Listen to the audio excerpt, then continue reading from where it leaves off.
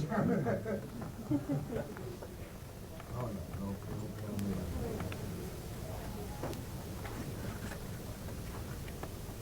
is that? How you doing? Good. And all those elections out of the way already? Pretty quick, weren't they? Yeah, that's right.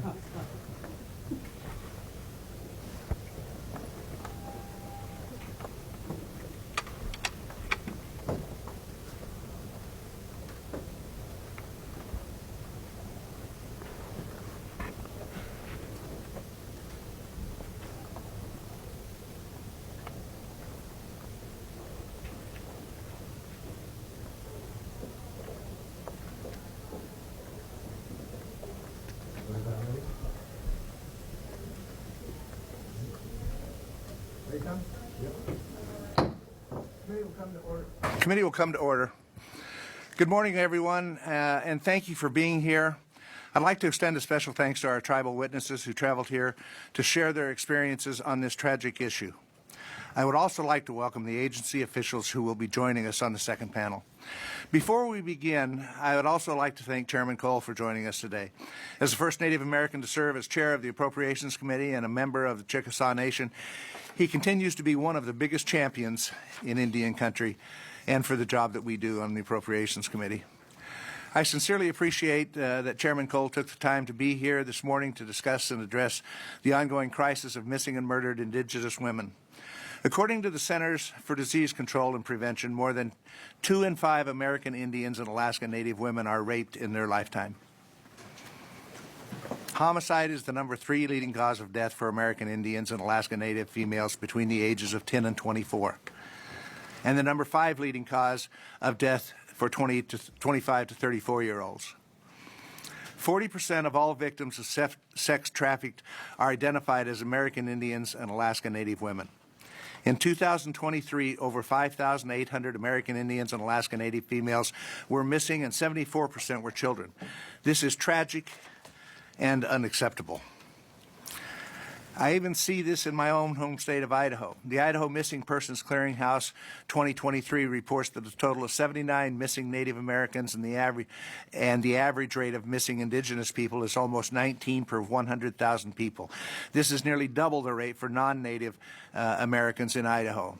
Again, this is completely unacceptable, and I will continue to use my role in Congress to address this issue. The fiscal year 2025 House Interior Appropriations Bill provided a $191 million increase for the Bureau of Indian Affairs Public Safety and Justice programs. Included in that is an additional $141 million for criminal investigations and police services. We also provided an additional $13.5 million for a total of $30 million for the Missing and Murdered Indigenous Women's Initiative to help address this crisis, including resources for criminal investigators, software platforms, and evidence recovery equipment.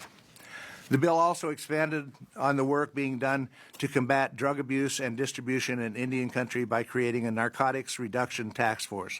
This task force will dismantle and disrupt opioid, heroin, and other dangerous drug distribution networks.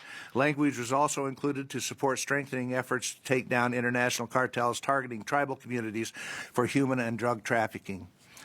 These steps are just the beginning. Beyond the Interior bill, I vow to continue to do all I can to support all the federal agencies that are working to address this crisis. This is a bipartisan issue. And I know that my colleagues on the other side will continue to join us in supporting this as well as they always have. In terms of the hearing today, our first panel will consist of a group of tribal members and representatives who have dedicated their work to addressing this crisis. I'd like to personally thank each one of you for your tireless work. I'm here to listen and to learn, and will do what I can to support all of your efforts. On the second panel, it will consist of representatives from the Department of Interior, the Department of Health and Human Services, and the Department of Justice. Before I go on, I just want to say I am not here to point fingers or anything else. I don't think any of us are. We're here to solve a problem. And to solve the problem, we want to know what's working, what's not working, things that might need to be changed or whatever. And that's the purpose of this hearing. And this hearing will continue into the future as we try to address some of these things. we being the Appropriations Committee, we're responsible for funding a lot of these programs. And as I said, we increased the funding dramatically of what we spend in Indian country in this bill, and we'll continue to do so because, A, it's the right thing to do. So anyway, I appreciate all of you being here today, and I look forward to your testimony with a broken heart.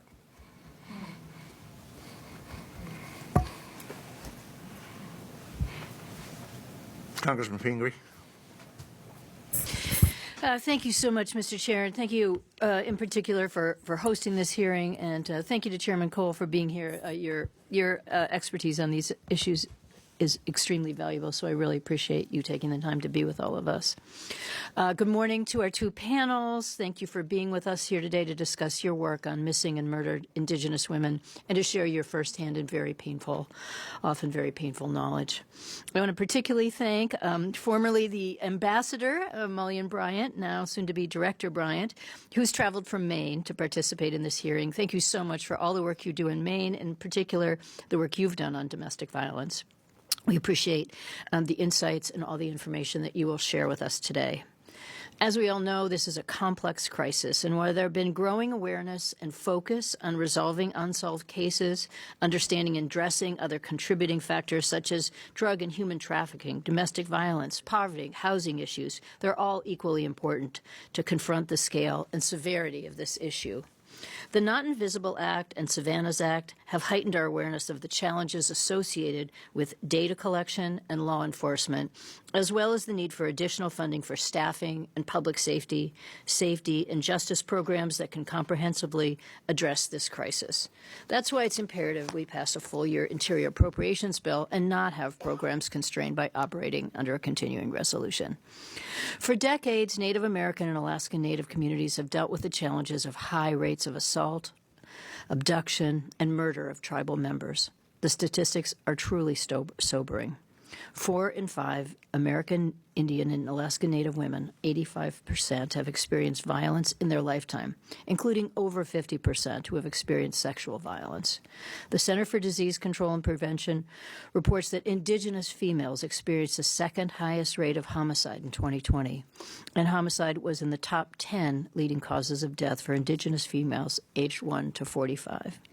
Overall, more than 1.5 million Indigenous women have experienced violence in their lifetime. The Bureau of Indian Affairs estimates that there are approximately 4,200 missing and murdered cases that have gone unsolved.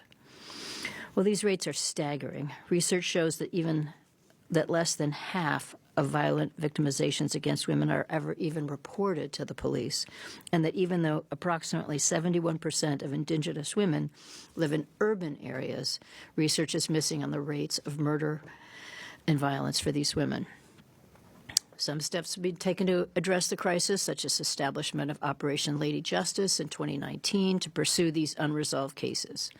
The creation of Missing and Murdered Unit within the Bureau of Indian Affairs Office of Justice Services in 2021 to provide leadership and direction for cross-department and interagency work. And the 2023 launch of the Department of Justice Missing and Murdered Indigenous Person Regional Outreach Program, which permanently places 10 attorneys and coordinators in 5 designated regions across the United States to help respond to cases, as well as the grant funding and public service announcements from the Administration for Native Americans. But we need to do so much more to ensure that people feel safe and secure, and that they are safe and secure in their homes and communities. I know this is going to be an important and, as the chair said, heartbreaking conversation today, but it will shed more light on the crisis. It will help us to come to a better agreement of how to move forward and do more to solve these problems. And I can't thank you enough for coming here, telling your personal stories, telling us about the work that you've been doing. You've all made a tremendous difference, but really it's up to us to make sure we get this across the finish line and reduce those numbers and really change the situation. So again, I want to thank the chair for holding this subcommittee, and I know we will want to work together as a subcommittee to resolve this issue. Thank you. Thank you, Congressman Pingree. Mr. Cole? Will this be mine? I guess I should say Chairman. This Tom will do. Before I go into my formal remarks, I just want to reflect personally a minute here. And number one, thank all our witnesses for coming. I know this is a challenging topic to talk about, but it's important that we talk about it. We appreciate that. I look forward to the next panel as well with what our folks that are dealing with this challenge with the resources. But this was actually the first committee room that I was ever in as a new member of the Appropriations. It was the subcommittee I wanted to be on. And I eventually got to this very chair, sitting next to this very chairman, who's back here for a second deal. And I have, to my left, three distinguished former chairmen of this committee, and now chairman again.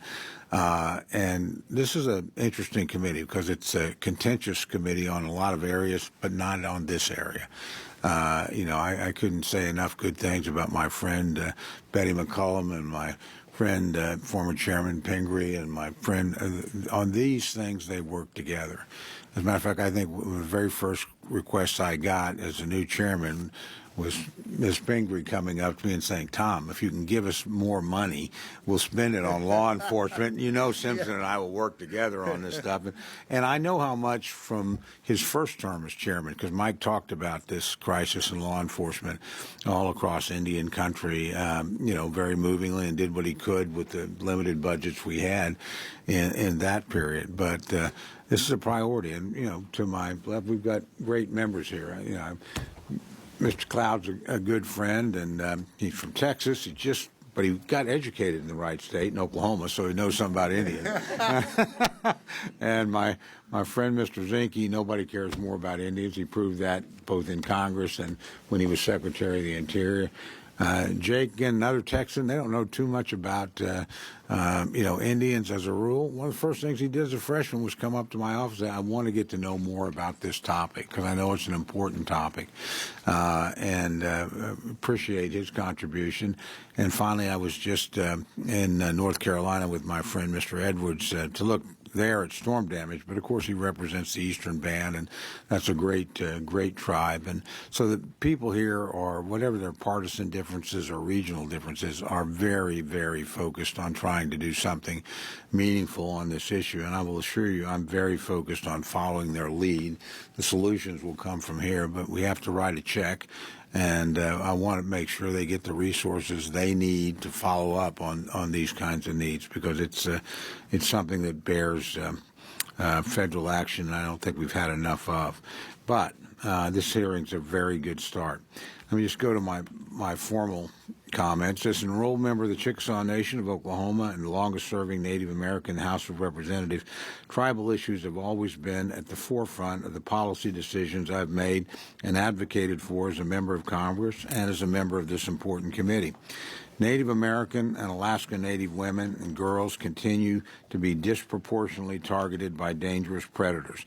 The Center for Disease Control and Prevention data indicates that Native women and girls experience a murder rate 10 times higher than the national average.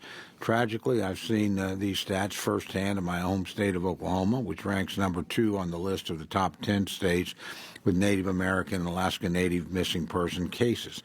While these statistics are alarming, data collection is unfortunately still lacking, and it will require sufficient awareness and resources to solve this crisis once and for all. I have supported and co-sponsored several bills aimed at increasing data collection, record keeping, and reporting, including the Savannah's Act and Not Invisible Act, both of which were signed into law in 2020. I also continue to join resolutions recognizing the crisis of violence against Native women and girls, and recognizing May 5th of each year as the National Day of Awareness for Missing and Murdered Indigenous Women and Girls. Because of the extreme lack of resources, statutory roadblocks, and several other barriers, this crisis won't be solved without the work and partnership of leaders of the federal, state, tribal, and local law enforcement. To put it into perspective, I often use the phrase, quote, "Fishermen know where to fish, hunters know where to hunt, and predators know where to prey." And we can't give predators a place to prey anywhere, but especially in Indian country. I have been and will remain committed to ensuring the federal government provides the services and resources needed to protect Native Americans throughout Indian country. Finding violence against Indigenous women will take, or ending violence against Indigenous women, will take all of us working together. I want to thank Chairman Simpson and Ranking Member Shelley Pingree for holding this hearing and their continued leadership on this issue. Through this subcommittee, Chairman Simpson has increased funding for tribal law enforcement programs, including an 82% increase for Missing and Murdered Indigenous Women Initiative. The Interior Bill also provides a 33% increase for the Violence Against Women Act to support prevention and responses to domestic violence, sexual assault, dating violence, and stalking. This bill clearly illustrates Chairman Simpson and this committee's commitment to ending violence against Indigenous women and girls. I look forward to hearing testimony from each of our witnesses and engaging with each of you directly to understand what can be done to provide tribes and federal agency with what they need to protect these women and girls. So thank you, Chairman Simpson and Ranking Member Pingree. I particularly appreciate both of your leadership on this issue every time. You've never had to wonder. I would say that, frankly, about all the members up here, but I want to single out my friend Miss McCollum again. You don't have to wonder where these people are going to be. We actually have a more robust funding in this bill than our Senate counterparts. I don't think that's because they don't care. I just think we'll win that debate if we can get to negotiation, because that won't be a Democrat or Republican position. That will be a House position, and frankly, I think the Senate will follow in that. So I think we have a rare opportunity here, thanks to the leadership on this committee on both sides of the aisle, to make a major step forward. If we can just get to the negotiating table, this isn't going to be one of the areas where we disagree. I think it's one of the areas where we already agree, and I think it's one of the areas where this chamber will prevail in a negotiation. Our friends in the Senate will work with us on this. They're not going to be at odds with us on either side of the aisle. So with that, again, Mike, thank you very much for holding this hearing. Yield back. Thank you, Chairman. I hope you're right. Hope we can get to a negotiation eventually and get this done. That's a whole different issue. We'll begin with our panelists. Before I do, I should say we have an empty witness chair sitting on just the other side of Mr. Cole. That's to represent the missing and murdered Indigenous women across this country. They're listening. Our first panel includes Eugenia Charles Newton, Law and Order Committee Chair and member of the Navajo Nation, Abigail Echohawk, a very famous name in Idaho, Executive Vice President at the Seattle Indian Health Board and Director of the Urban Indian Health Institute and a member of the Pawnee Nation, Cheryl Horn, member of the Montana Missing Indigenous Persons Task and member of the Assiniboine. Is that, how do you pronounce that? Assiniboine. Okay. All right. That's, for some reason, that's just not one that clicks in my tongue. Yeah, I know. It's translating warriors. Yeah, there you go. Mary Jane Miles, member of the Nez Perce Tribal Executive Committee and member of the Nez Perce Tribe. And Mullen Bryant, Wabanaki Alliance, incoming director and member of the Penobscot Nation. Eugene? Each panel will present their opening statements, and then members will be provided an opportunity to ask questions of all of them. So, Eugene, you're up. Thank you. Good morning, everyone, and thank you for the opportunity to give my statement here today. I want to begin by reading aloud some of the names of those who are currently missing. Paul Begay, who is a male Diné relative from Delcon, Arizona, who's the earliest known missing Diné man that we have in our records. He was last seen in California in 1972. Anna Curley, female Diné relative from Kayenta, Arizona, who is the earliest known missing woman we have in our records. Ms. Curley was last seen in Kayenta, Arizona. Ella Mae Begay, an elderly Masani, who was a grandmother from Sweetwater, Tehuacán, Arizona, who went missing June 15, 2021. Which was the same day Renelle Bennett also went missing from the community that I represent in Shiprock. Everett Charlie was a classmate of mine who I remember danced to Michael Jackson in our first grade class. I didn't even know he was missing. These are a few of the names that I want to read aloud so they know they are not forgotten. The total number of Diné relatives missing on the Navajo Nation that we know of is 75 as of today. The total number of Diné relatives murdered, we don't have that number. It's unaccounted for because we lack the manpower to track those cases properly, and we also lack the infrastructure to record all cases. We still have 3G on our nation in certain places on the Navajo Nation and no cell coverage in large areas of our nation, but I digress. The two major issues that hinder justice for missing murdered Diné relatives on the Navajo Nation are jurisdictional lines that many families and relatives don't see, and non-communication and or miscommunication amongst law enforcement, and non-communication and or miscommunication with families. Invisible jurisdictional lines, you probably are asking, what is that? So let me explain. When crimes begin in towns that border the Navajo Nation, or sometimes they are sometimes passed along to the Navajo Nation law enforcement for jurisdictional reasons. Sadly, because the person is Navajo, it is sometimes assumed that Navajo will handle the case. In essence, the buck gets passed. And because the Navajo Nation lacks funding, has shortage of law enforcement, and faces recruitment and retention issues, cases go unresolved, they lose momentum, and cold cases become frozen cases in time. As time marches on, the communication stops and everybody assumes that somebody is doing the work. I have a good friend of mine. Her name is Vanju Randall. I knew her since high school. She had a son named Zachariah Juwan Shorty. Zach went missing in the midst of COVID, July 21st, 2020.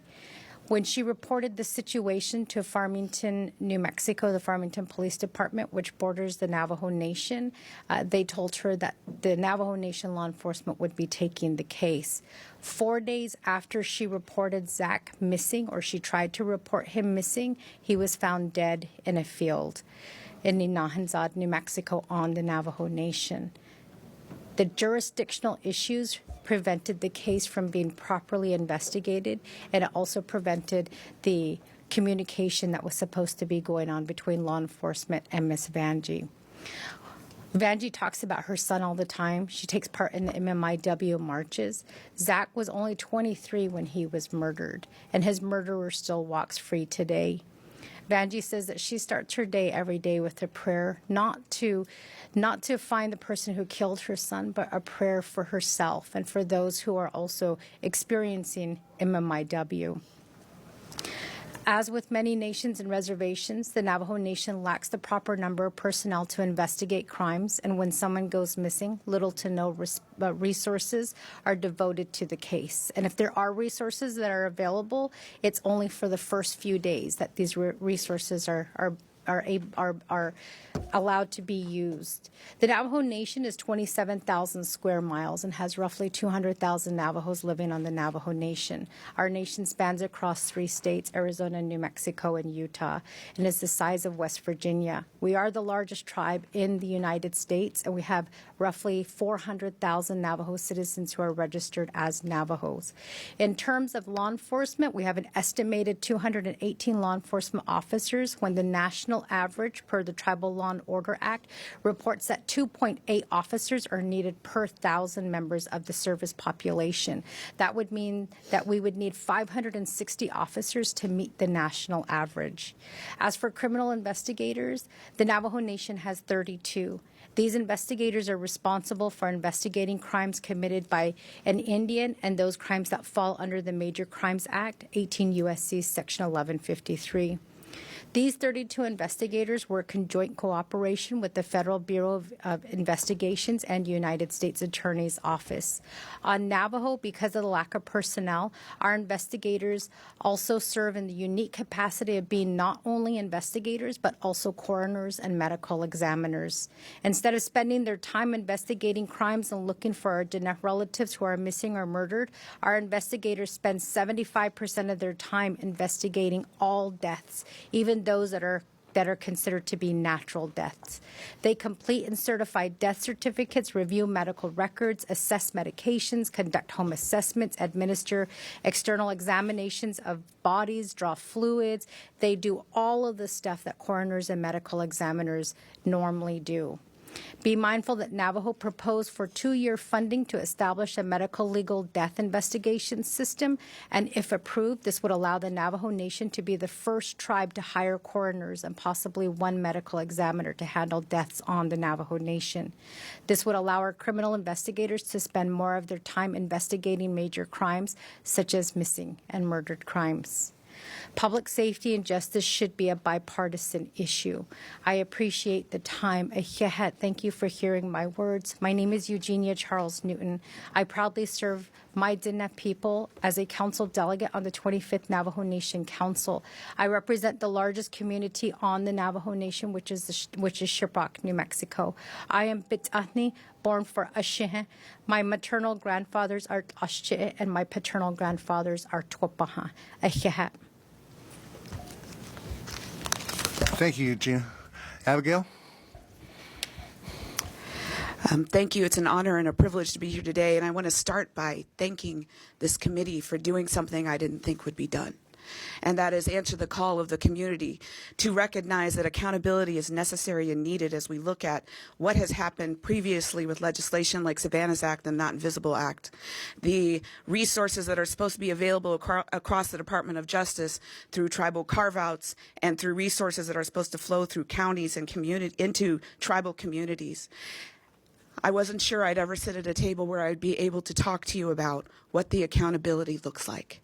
So thank you. I'm in deep gratitude for your answer to the call that we put forward to have this hearing. I'm Abigail Echohawk. I'm an enrolled citizen of the Pawnee Nation of Oklahoma on my father's side. I was born and raised in the heart of Alaska with the Upper Athabascan people of Metasta Lake, Alaska.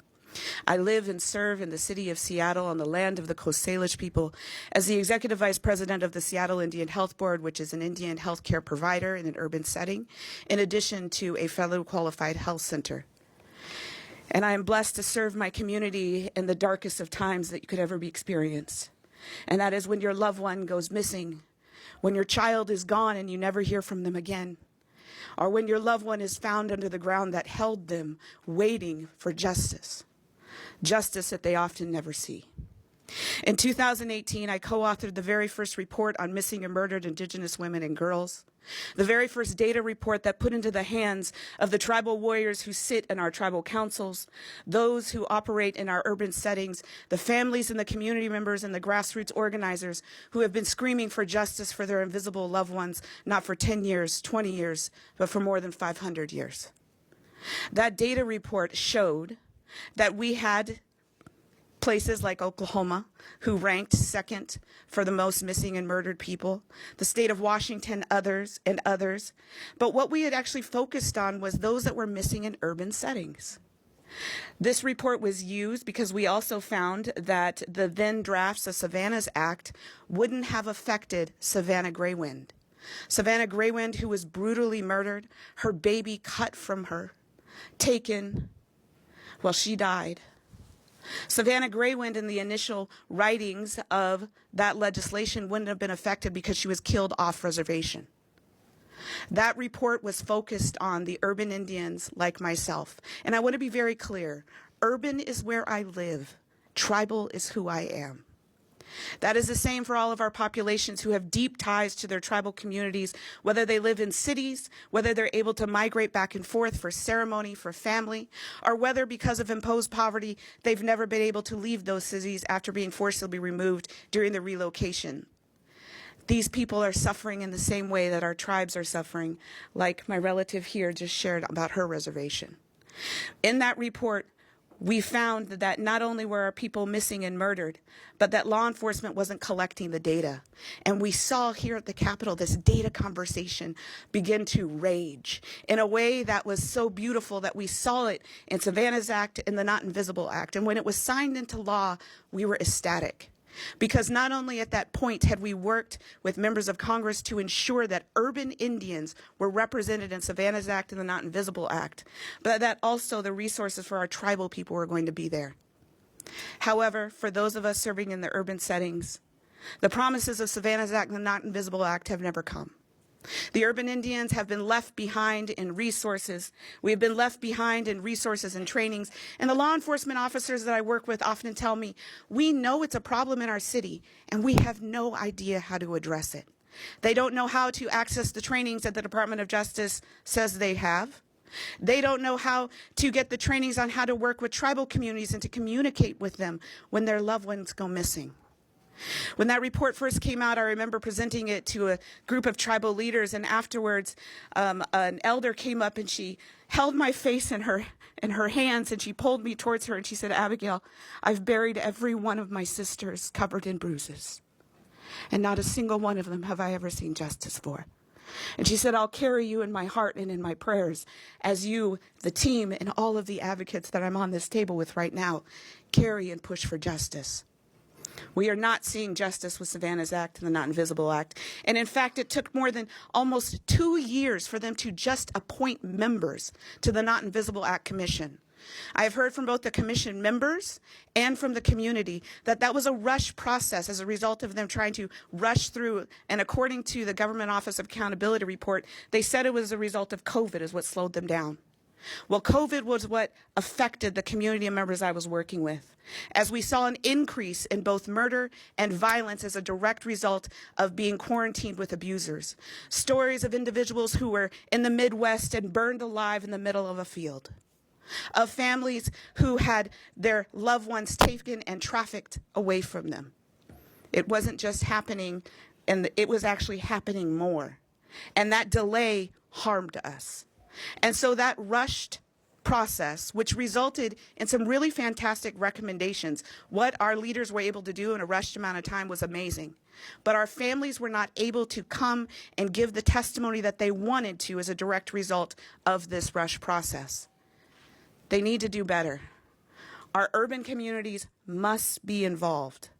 And we have to ensure that all of our people, regardless of where we live, have the opportunity to see justice.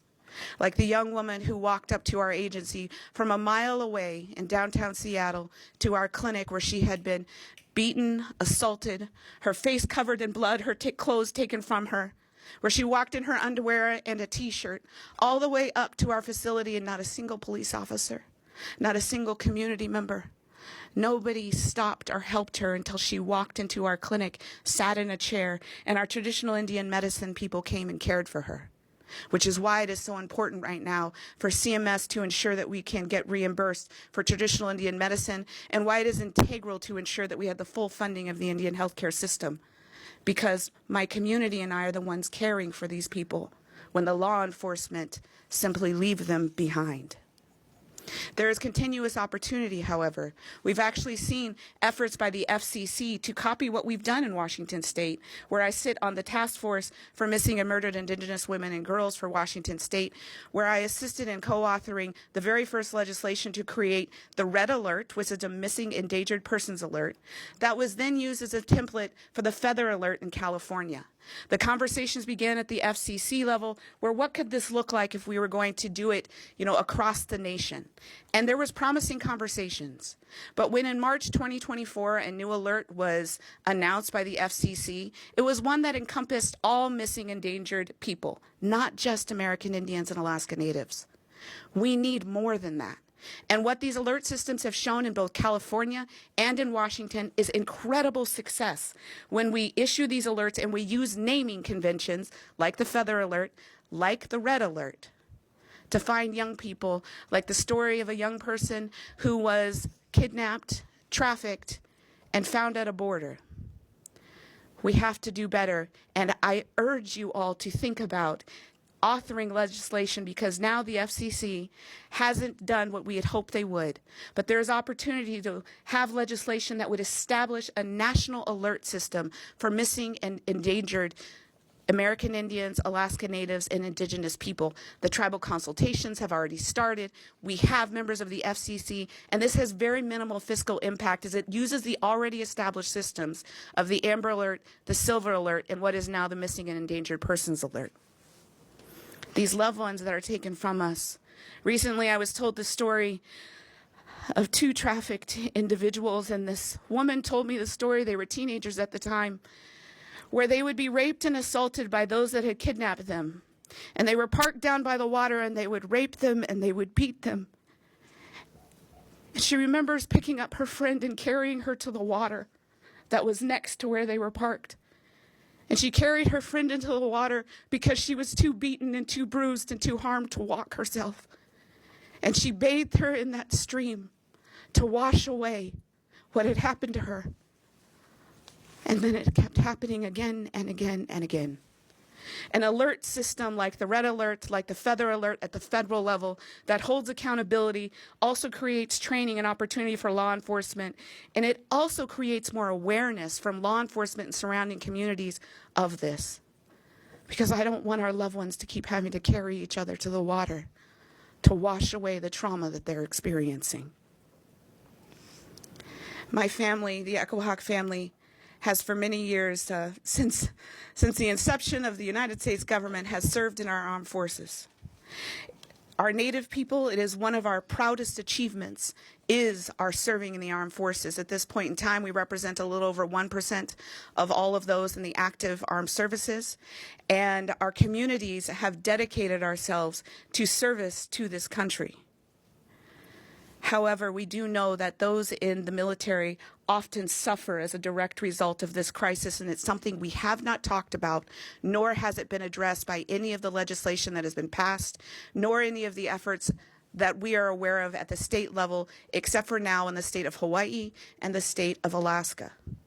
We know that our active duty service members who are American Indian and Alaska Native suffer high rates of sexual assault, domestic violence. However, finding that data on what actually is happening is very, very difficult. And then when we look at the crisis of those active duty service members who are not serving in the way like my Uncle Bryant did. My Uncle Bryant was a Pawnee code talker. He was a man who was dedicated to service to his community that instilled into us what it meant to serve in the armed forces. There are members in our armed forces who are not serving in the way that my Uncle Bryant did, that many of your constituents do. And instead, we see them victimizing those tribal communities and indigenous communities around them. My organization is currently funding the work in the state of Hawaii to look at the impact of missing and murdered Indigenous women and girls on Native Hawaiians. In their very first report, they found in one particular sting operation that of those who were online soliciting sex from an identified 13-year-old girl, 38% of those who were arrested as a result of that sting were active duty military.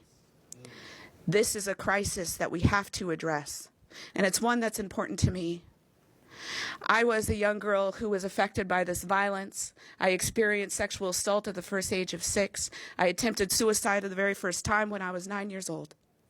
The Creator must have had a plan for me because I don't know how I lived. As a result of that trauma, the way that I acted as a teenager was not always the way we would want our loved ones to do. In February, I sat in a room with other people in Alaska, and we talked about in that room about the active trafficking of young girls like me through the military bases in Alaska. And the reason I was part of that conversation is because I had been part of being victimized. And I remember being 16 years old, looking up on the wall of a barrack that I shouldn't have been in, and seeing my name written down along with other women that I knew, other girls. And I realized it was a list that this military man that I was with was making of the girls that he was victimizing, including myself, and he had written our names on the wall. I can see that in my head right now in a picture. My name and other names. We have to address what is going on in the Department of Defense, and we need to know. And right now, we don't know the baseline of what is happening. So what I am asking for is that we ask the military, and there is opportunity within the National Defense Authorization Act, for them to compile a report of currently available data on human trafficking, sexual assault, domestic violence, and also homicide of both active duty military who are affected by this and those who are perpetrators in the active duty military. And we need to know what the impact is of the military on this crisis and of those active duty service members who deserve safety too. I carry their stories with them. I was with the women in Hawaii who are doing this work recently, and she handed me her baby who was about 4 months old, and I was holding him on my chest. And I thought about that elder who said she carried me in prayer.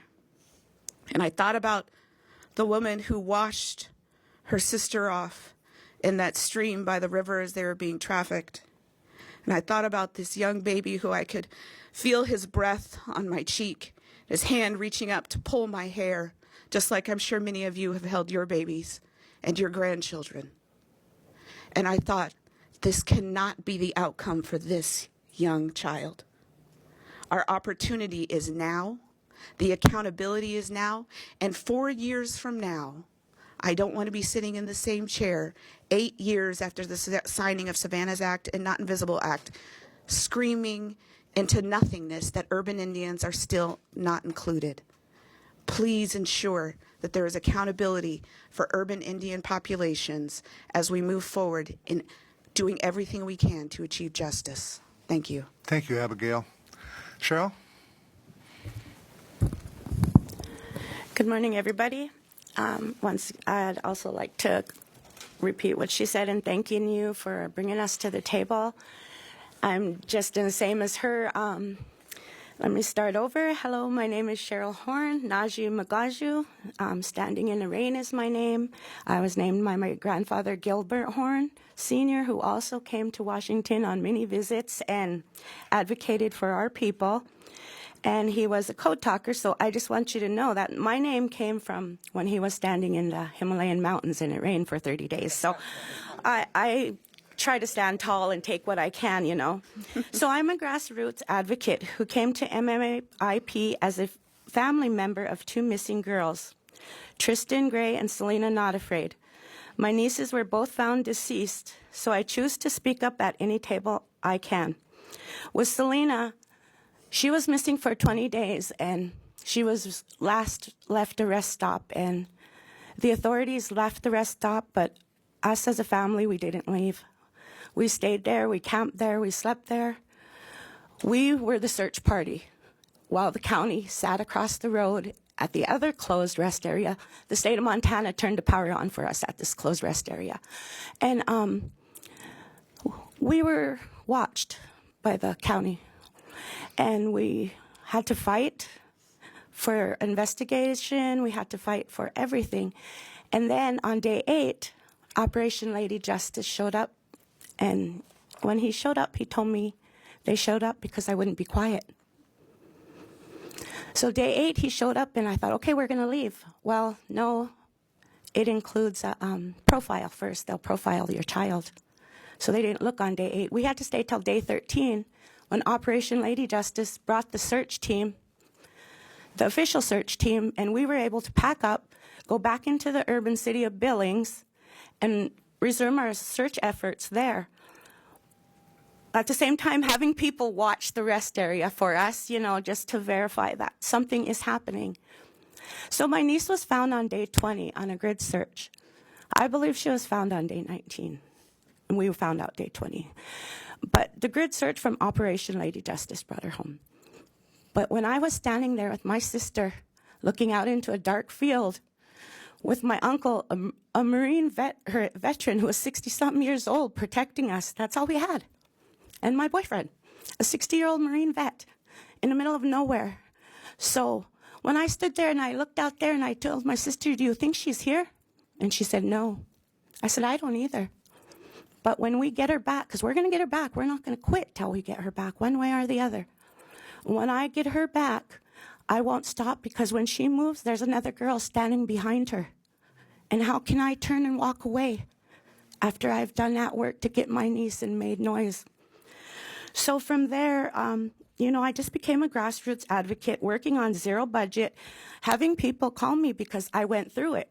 So here I am trying to heal and trying to deal with my stuff. But at the same time we were at the rest area, I was in Billings helping a sex traffic victim get back to South Dakota at 3 o'clock in the morning. I was providing her food, clothes, water, and security. And in that little time, she went from Seattle to me. There was a black man already trying to get her to Alabama in that short a time. So from Billings to Rapid City, here we were crossing our fingers, praying that she got off in Rapid City. And she did. I had to kind of tell him some untruth about me. He's like, are you a Fed? And I was there in my pajamas, and I said, yes. And every stop you go, there's going to be one just like me. So, there's things you have to do as families to get the ball rolling and to get somebody to hear you. And I believe our biggest barrier is the lack of proper investigation and prosecution. I come from a tribal level, but I've been on county and state issues too. So on a tribal level, I'm on a Montana task force, and we recently had a search and rescue training. And this is just an example of what we have to deal with at home. I had a hard time getting law enforcement to come to our training, free training. And we had a missing person at the time. So they sent their drug dog officer. We went through all the training, and when he was done, I tried to talk to him about plans I had for our community. And he looked at me and said, "I'm too busy. I probably won't even be doing this." After he wasted his time, everybody's time coming to that. So that's what we deal with on a tribal level. My MMIP budget is 0. Yet I help people. I advocate for a lady that lives in Richmond, Virginia. Her daughter was killed in a domestic violence situation in Montana. I'm her advocate. She's not a Native American. I advocate for everybody. I don't ask you where you come from, what color you are, anything. You call me, I help you. I try to find resources. That's all I can do. I can't give resources unless I have money in my pocket from my paycheck. I don't have resources. I do come from a tribe that supports my efforts. And if I do come with a serious enough issue, I do get the support from my chairman, But unfortunately, tribal programs, they're not a resource for us. I can't go to a tribal program for a girl right now it's the treatment programs. They're taking them off to California, Oklahoma, everywhere for treatment, getting them hooked up in their system with Medicaid, and then kicking them out. So when you're out, okay, all of a sudden you're missing again, right? Your family doesn't know where you are in another state. I have no resources to get her home. I have to beg on my Facebook page for people to donate to get. She's probably not even coming to my reservation. She's probably coming somewhere else, but we want to get her home. We have formed a network where was none. When my nieces went missing, I stood on Billings rims and hollered because nobody heard me with my first niece. Nobody heard me when I looked for Tristan. And you know what? We found her. We found her killer because we made the cops look at the airport evidence. And he got out after he ran over my niece. He looked at her, and he got back in his vehicle, and he left. And 3 years later, when they closed his case, the county attorney in Billings, Montana, looked at me and said, he feared for his life when he hit her. So he's free. We're not pressing any charges on him because he feared for his life when he ran over my niece. So that's a concept that now is catching on in Montana. We have other people now who've got hit, but they feared for their life, so they get out of things. This fearing for your life is an excuse. And the only person who should be fearing for their life is the victims. So I guess I have not heard much on the Not Invisible Act since it came into effect. When it comes to Operation Lady Justice, Selena was the only case I can ever say that had any effect. I've never had anybody reach out to me on all the states and all the advocates I have to say that they were affected. And because I made such a noise, my niece was helped, and that's not right. Because not everybody is brave to stand up. Not everybody's brave to sit in front of you. But when people are missing, they have to turn to somebody. So I guess in closing, I want to thank you for sharing this space to me. There's a lot of families that are working on healing, and myself, as a family, as advocate, I had to step back. And you know what? I tried to step back, and I couldn't. I had to take some mental health to myself heal from my niece.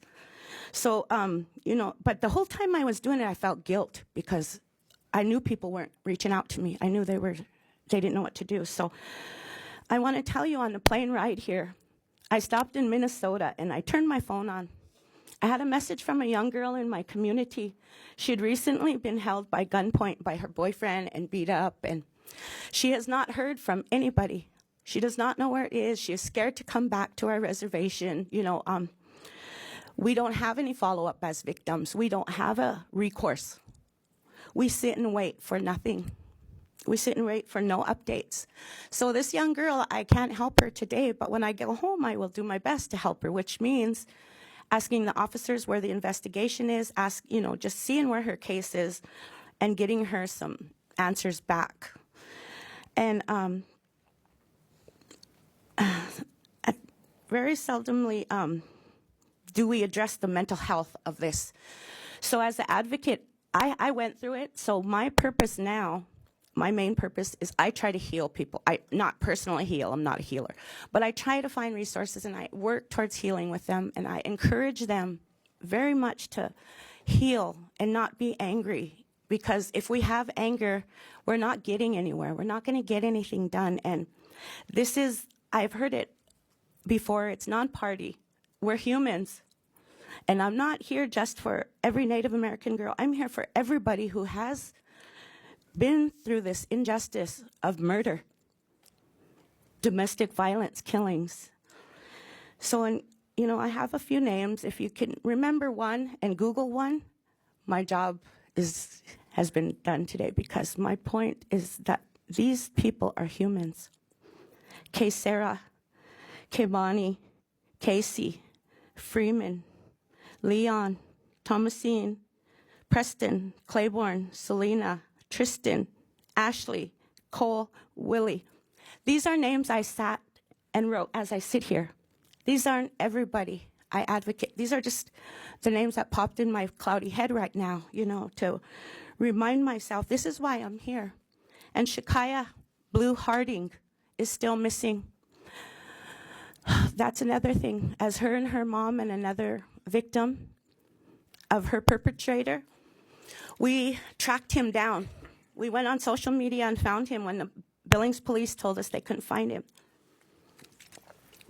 We couldn't get him to speak up for Shakaya, but we got his DNA. We got them to test his DNA, and he popped hot on some rape kits, some backed up rape kits in the state of Montana. So he is in jail on rape, but he will not tell us where Shakaya Blue Harding is. And he was the last person with her. He was her boyfriend at the time, and she was hiding from him at the time. So all we can do is continue to talk about Shakaya, and if she's somewhere, let her know we won't give up on her. And I just want to thank you again, everybody, because from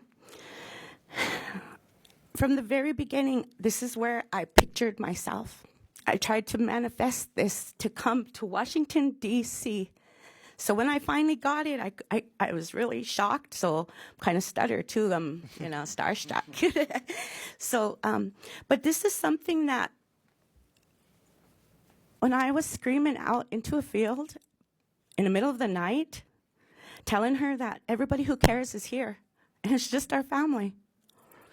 So the data and all that, I'm all for data, but I'm all for the resources that need to trickle down to the actual mental health of families, the resources of families going to look for their kids. Luckily, we have some nonprofits that have been formed to do this, but even they're moving away from it. So thank you for letting us come to the table and keeping our ball rolling, because this is a crisis. It's not a issue, it's a crisis. And it's a crisis all across the United States, and it's not just Indian country. It is everybody. Everybody gets injustice, and everybody deserves justice. So thank you again for allowing me. Thank you, Cheryl. Mary Jane. Tatsmewi, Enum West, Tamaya Tolwin, my good morning. I am Mary Jane Miles. I am an elected representative serving on the Nez Perce Tribal Executive Committee. I'm also an ordained Presbyterian minister in the Presbyterian Church USA. The Nimipu, the Nez Perce people, want to thank this committee and the administration for their efforts again to understand the needs of Indian country, and for the hand of friendship to hear my thoughts on an issue very important to me and to many others. Missing and murdered Indigenous people was first introduced to me as a policy issue during my visit to Vancouver, BC. I heard how the First Nations were lamenting the murder of women in that day that were not being investigated, and the invisibility of Native women in the crimes against them. I then began to understand that there were unsolved murder and missing Indigenous persons in the United States, and that this is not an isolated problem. Sometimes I feel that the Native Americans are so few that we are very easy to forget. As you can see, I am an older Native American woman who knows of the turbulence in a relationship, as I myself am a domestic violence survivor.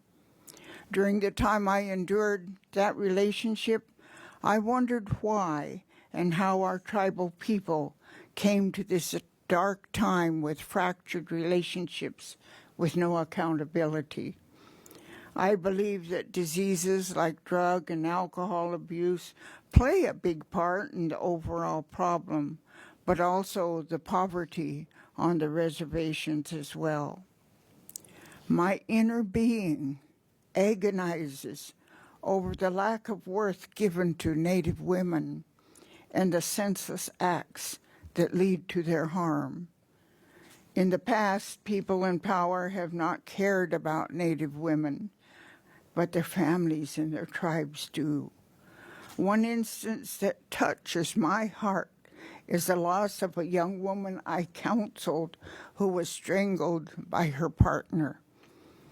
I had also counseled the perpetrator beforehand, and I just happened to be a friend to his father. I conducted the funerals of both the young woman after the crime and the perpetrator's dad, who died shortly thereafter. This was an awful time of unrest and sadness that tore our community apart. Women continue to be the backbone of our tribal communities. I like the way we handle life, the way we handle difficult situations. Men need to be a part of that solution to this very real problem on the reservation. As our tribes grow and change alongside the communities around us, some of the traditional roles of the men have been taken away from them. Native men have historically been providers, but with the advent of reservation life, this role was taken away from them. So we need to get to work combating the root of the problem, which include gaps in law enforcement and the lack of communication between jurisdictions. We need to work on establishing and funding recovery centers, extended family support programs, and fully supporting tribal law enforcement and detention centers. We will use some of the funding to assist with training our police force and to assist with investigations. Another proposed program is designed to help persons who are vulnerable to becoming victims of human trafficking by providing backpacks that contain personal safety alarms and a flashlight, as well as other safety items. And we are also strengthening our data collection for vulnerable persons by creating a database with information that can be provided to law enforcement if a person goes missing. We are also working to coordinate information sharing with other regional tribes to lessen the time it takes for us to know when a person has gone missing on a sister reservation. In closing, I would like to say that I am encouraged that there are movements to highlight this issue and hearings like today to help recognize and address the wrongs to the Native women, and men and help prevent them in the future. I am tired of crying out loud on this issue, and I don't want to do that anymore. I want to experience progress, and I want to thank you again for your time. Thank you, Mary Jane. Wallen?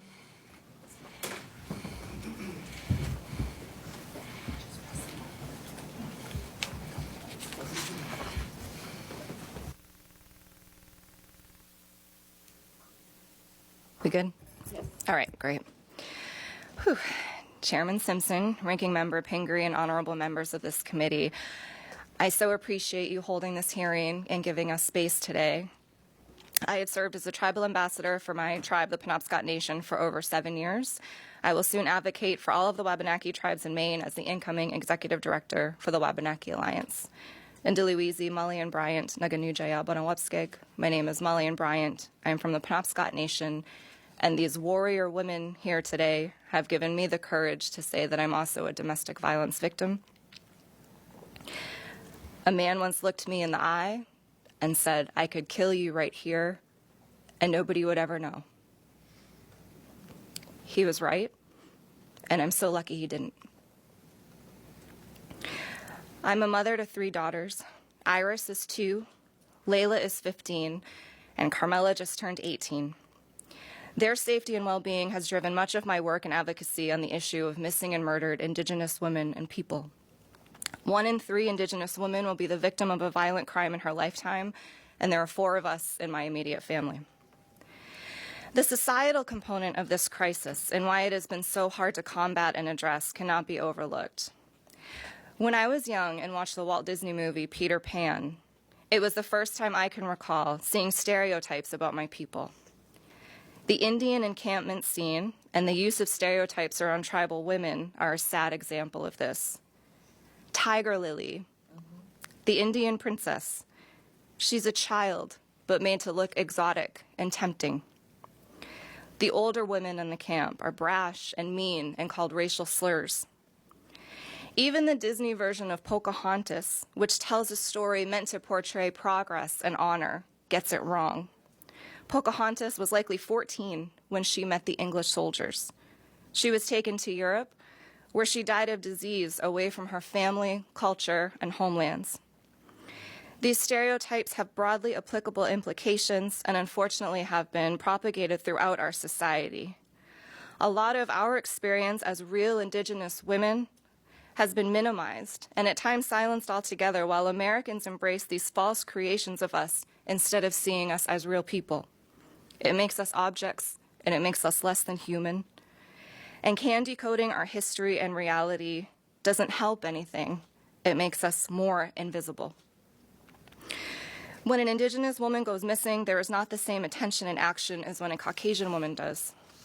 The primary reasons for this are threefold: societal indifference, jurisdictional and coordination issues, and a lack of resources for tribal law enforcement agencies. The false conceptions of our people often lead to victim blaming and attitudes that minimize attention given to these cases. If an Indigenous woman goes missing from a bar or a boyfriend's home, or if she has addiction or family issues, she is often seen as putting herself in harm's way, and she is often seen as the problem. It is a fact that a lot of quote-unquote negative behaviors and dysfunction are a lasting consequence of the horrors inflicted on our people in the colonization of this country, be it the theft of land, the pandemics, the residential school policy and the theft of our children, the outlawing of our religion. We are real people deserving of equal rights and treatment, and we are healing from so much. Jurisdictional issues are equally harmful. There needs to be clear duties and processes delineated before, during, and after these crimes occur. Until recently, the Wabanaki people in Maine lacked equal access to the tribal provisions of the Violence Against Women Act due to our outdated and oppressive 1980 Maine Indian Land Claims Settlement Act.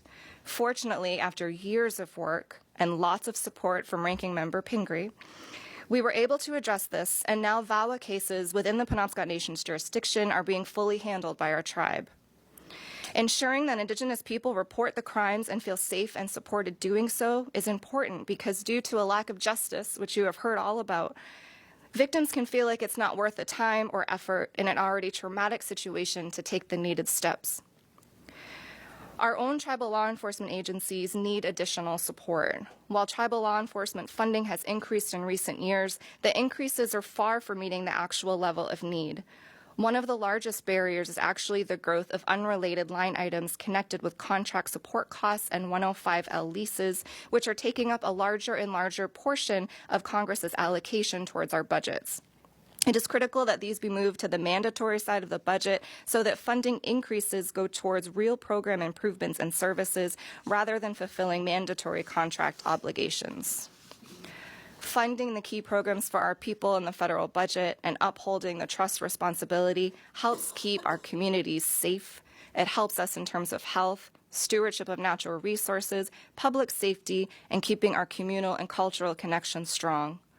All of the appropriations decisions you all make in this room impact this crisis because in order for our people to protect each other and heal from past trauma, we need to have resources and means to survive.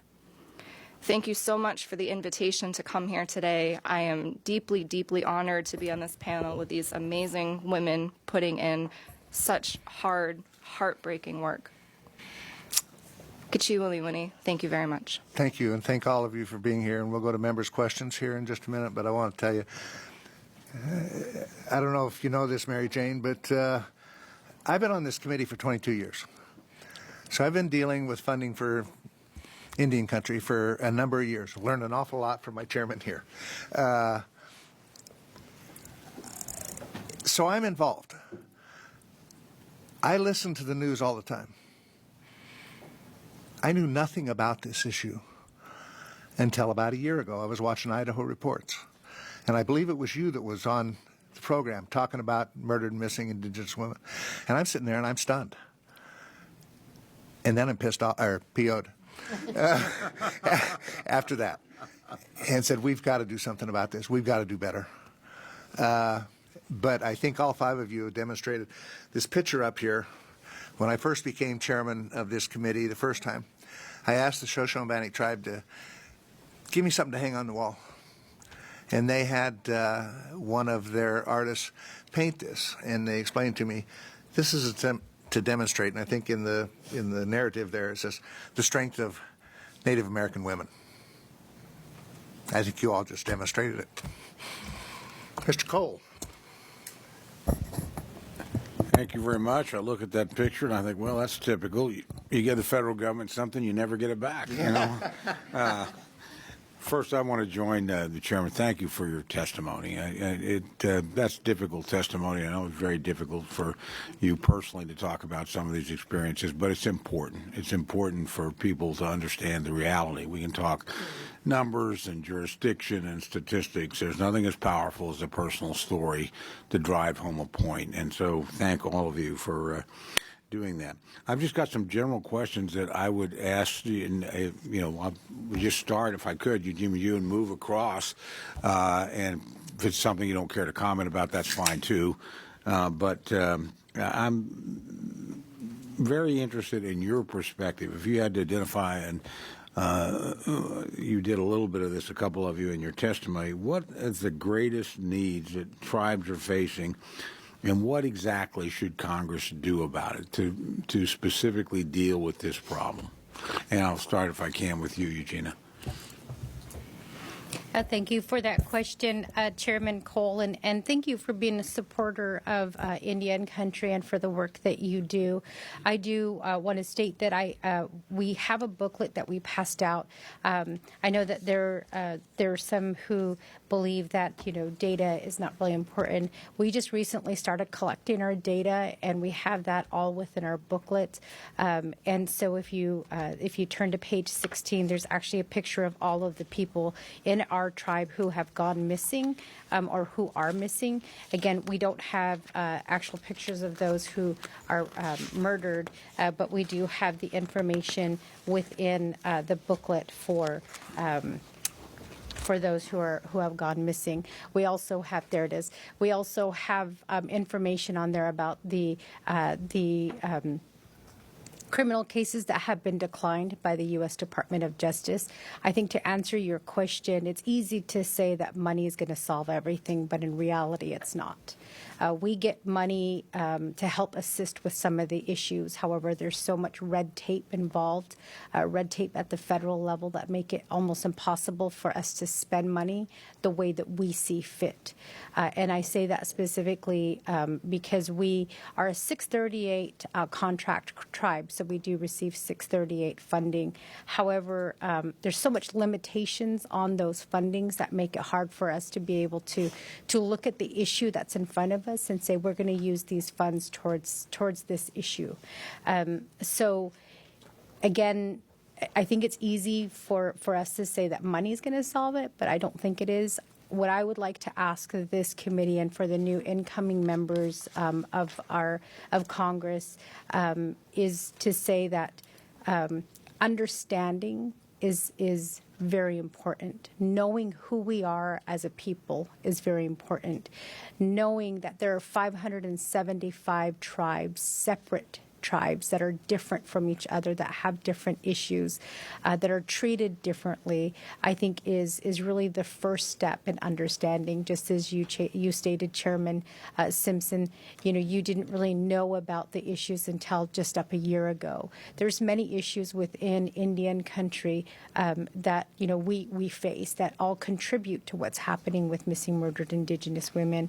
And so I think I would have to say it's just that understanding and that education that everybody should have that responsibility I'm taking on, especially if you're going to be representing us as a people. Thank you. Thank you very much. I will say this, just comment, and then I'll move on, obviously, to Abigail. The numbers are important because we know domestic abuse and rape and violence occurs in every ethnicity in every part of the country but when it's this staggeringly out of scale compared to other groups, and it's horrible, no matter who it happens to, no matter what the circumstances.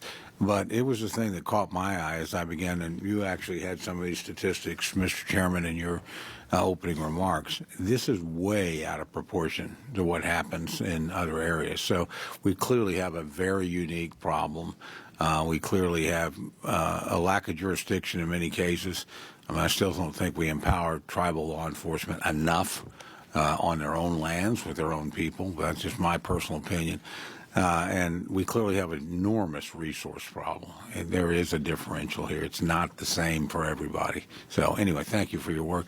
Abigail, your thoughts on what we should do if Congress could do 2 or 3 things, where would you focus the effort?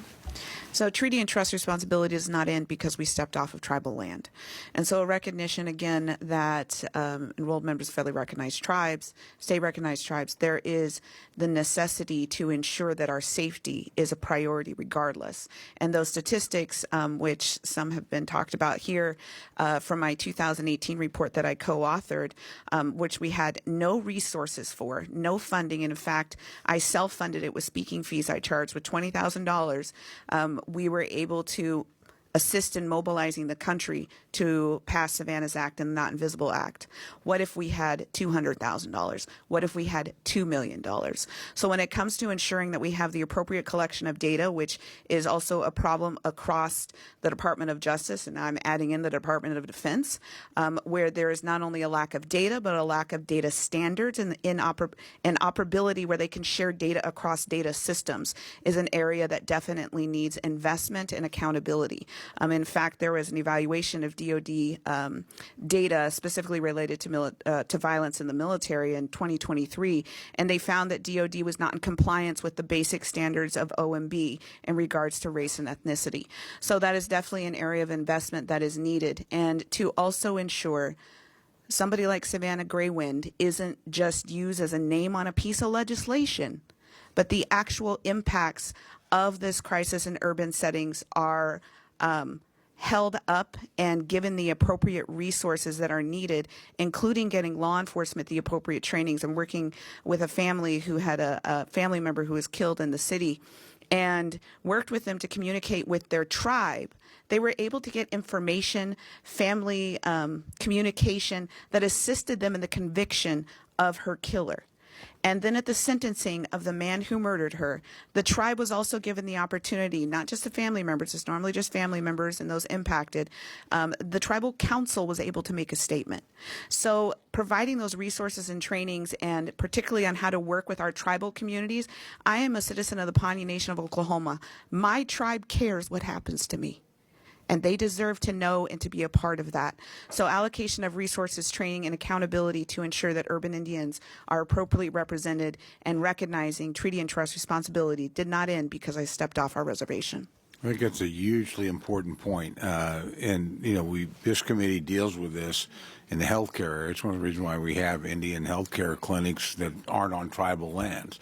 Certainly that's the way it is in Oklahoma City, for instance, and they do fantastic work. But you're exactly right. Just because you're not on a reservation doesn't mean that you lost the government gets to get out of trust and treaty responsibilities. And that's extraordinarily important. If we can, Cheryl, go on to you. On this, I guess if you ask me, where I work is with the families and with the courts, with the law enforcement. So recently, we have a man murdered. He missed the first time, so he pumped his gun and shot him again a second time. He feared for his life, according to the feds who came to our reservation. And when our family started asking him questions, they walked out on him. They left the meeting, and, you know, the family has questions. We all have questions, and it doesn't hurt to answer them.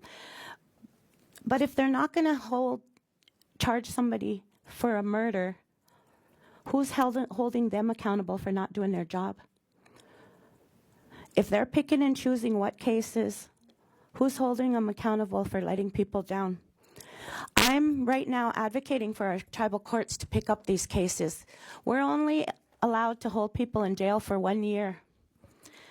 And a lot of people don't deserve to be out around the public in 1 year. So you go down to our tribal courts and they're weak. Our tribal courts are weak. My court couldn't even get a jury selection together for a jury trial. So I was picked on. I got a letter last week, 5 juries for 5 things, and I asked why. Because they only have about a pool of 60 jurors on a reservation where we know each other already. So this is a court failure. This is oversight of the court's failure, oversight of the whole tribal government's failure when our courts aren't picking up these cases for our people. Selena was murdered by 6 people, 6 adults. 1 person was charged for endangering the welfare of a child, and she wasn't even one of those 6. She was the adult she had permission to go for a ride with. And she wasn't, the lady charged wasn't even with the ones who took my niece. Not one of them 6 people were charged for anything, not even contributing to a child, alcohol to her. They kept saying she was full of alcohol and she passed out. She had no alcohol in her. Her autopsy showed nothing. So we get excuses and we get the door closed in our face. So I think, I strongly hope that somebody can put the hatchet down, put the hammer down on our tribal systems to pick up for our people, where instead of just blaming the feds. Because I worked both with the feds and the law enforcement. So I asked law enforcement, why are they not taking them? What are they telling you? And they said, they're getting us on little things in the investigation, so we're doing better. We're handing these complete investigations over now, and they're not prosecuting them. And nobody's held accountable. Nobody has to sit at the table with these families. They can walk out the door. And I don't think that's okay. So I really would like to see this funding that comes down. I also want to see some change, some strictness in our tribal government. I want our tribal governments to get stronger in our tribal courts, where we have the chance to If it's murder, we got 1 year. If it's domestic violence, we got 1 year. Instead, they're waiting for 3 domestic violences to add up so they can turn it over to the feds. So that is my wish is I could ask for more funding, but when we get to more funding, are we going to mismanage it? I want to see more accountability from the federal government all the way down to our tribal law enforcement, everybody at the table. Because if you're just walking out and slamming the door on families and nobody is asking you why you did that, you're going to continue to do that. So that's just, I would just like things to get stronger on the level that I am to help, you know, because that's the barriers I'm running into. Like this girl that called me, she's just a young girl in her early 20s, was held at gunpoint, and he's still free. Actually, I think he might be the one who drove a car that killed another man, if I think hard enough. So, you know, he's still free. The bottom line is he is still free in my community. And that's what I want to see go away. I want accountability, and I want people to do their jobs. Thank you. Mary Jane?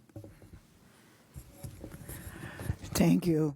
I like to feel comfortable with the empty chair that Mickey put. Is that a shawl? Yeah. And that's what we do in our celebrations, and it made me feel accepted. And I just pray a lot as a minister that you would want to know us more and you would want to read our histories more. We travel to all the memorials for the Chief Joseph attempt to get into Canada, and it means so much for the younger people to understand what their forefathers have done for them and to set up a government system with a tribal government, much like the United States. So we look at you, and we'd like you to look at us and see us as a people. I liked your remark on the women up there. I saw a picture, a portrait of women in buckskin dresses, and underneath the caption was, "They are only as beautiful as their men take care of them." And the men was hunting and fishing for them, providing for them, and they were the backbone of the family unit. When reservation life came, there's nothing but clerical jobs. So we took over the bringing home the bacon and kind of stripped the men of being the head of the family. So there's things that you need to know that we are about. And we are not a stoic people. We have Indian humor, and it goes from tribe to tribe. I can understand her humor. If she would tell me some joke, I would laugh my head off probably because it's similar. And so don't think we're stoic Indians, because we are not. We enjoy life. We enjoy life. And the beauty of our culture is beautiful. I'm looking at her ring down there. It's beautiful. And we have talents. So look at us and get inquisitive about how we live. Thank you very much. I'm going to butcher. Is it? Pronounce that for me. Maulian. Maulian. Yes. Thank you very much. Perfect.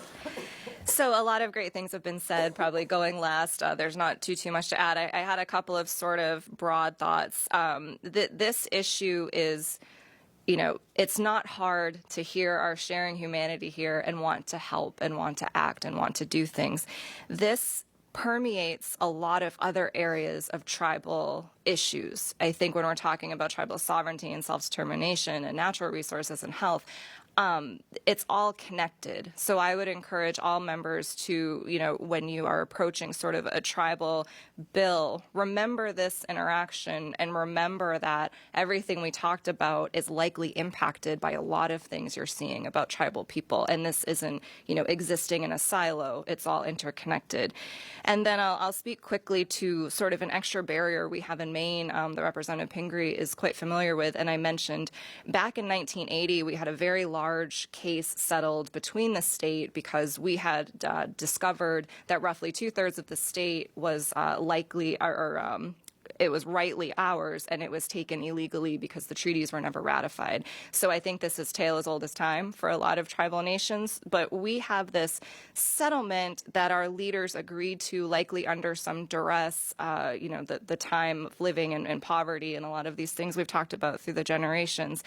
They were promised, a settlement dealing with land and money, and we did get some land back, and we settled this lawsuit, but the state was very adept at their negotiating, and it's kept us oppressed and held back from our full experience as federally recognized tribal nations. So should there ever be an opportunity to look at fixing this situation in the state of Maine and restoring our access to federal Indian law that right now we can have access to it, but there's a lot of games to be played with the state that would help our people out quite a bit. So the Wabanaki Confederacy is Penobscot, Passamaquoddy, Maliseet, and Mi'kmaq, and we are heavily impacted by this restrictive settlement, and it impacts this crisis as well.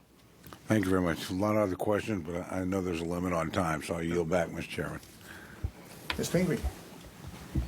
That's great. Thank you all. Really, I just appreciate your just extremely rich testimony so much, and sharing your personal stories, but also the amazing work you've already been doing to try to work on this issue when you often didn't have the support or assistance that you need.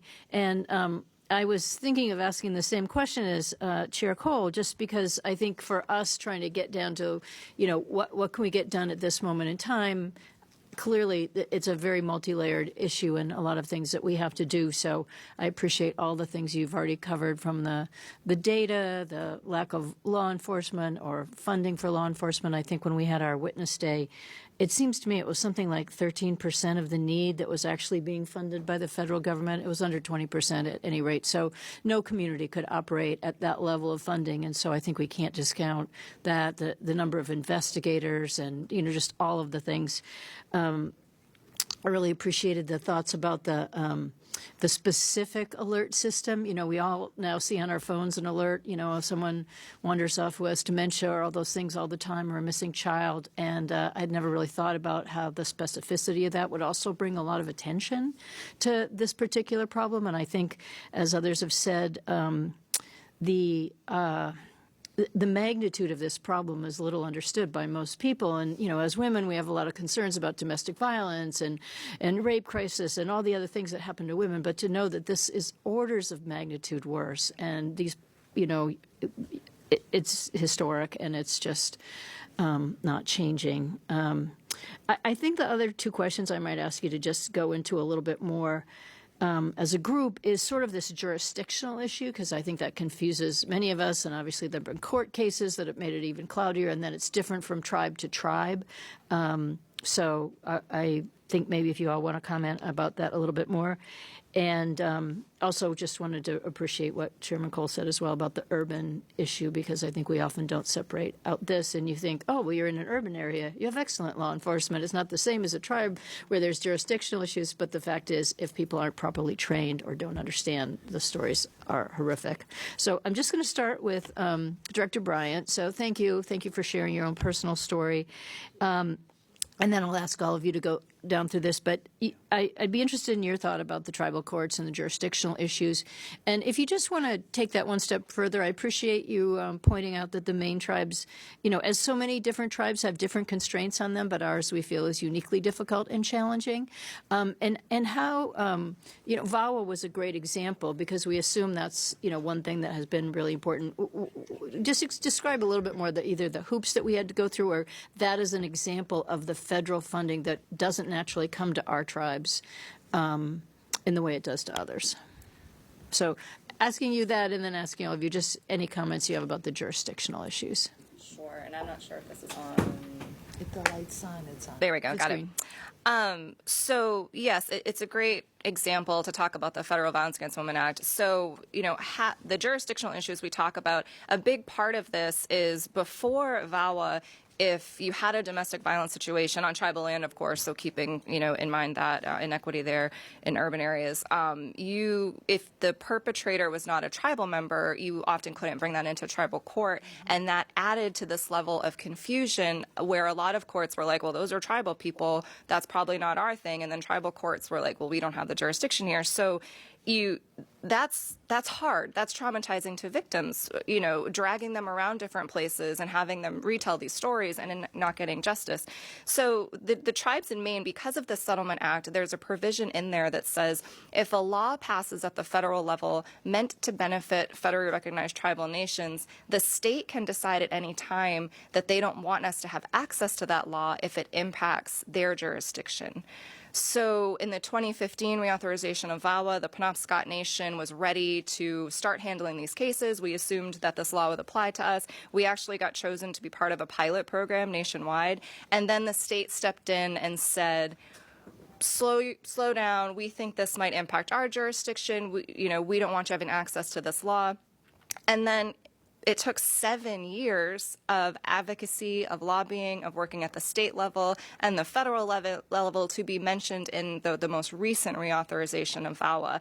And in that time, of the domestic violence incidences at Penobscot Nation, we got 0 convictions because they were all getting kicked out to state courts and not going through the right process, and 0 justice. And those are just the crimes that are reported. And someone is charged and arrested, not even speaking about, everything that else is going on.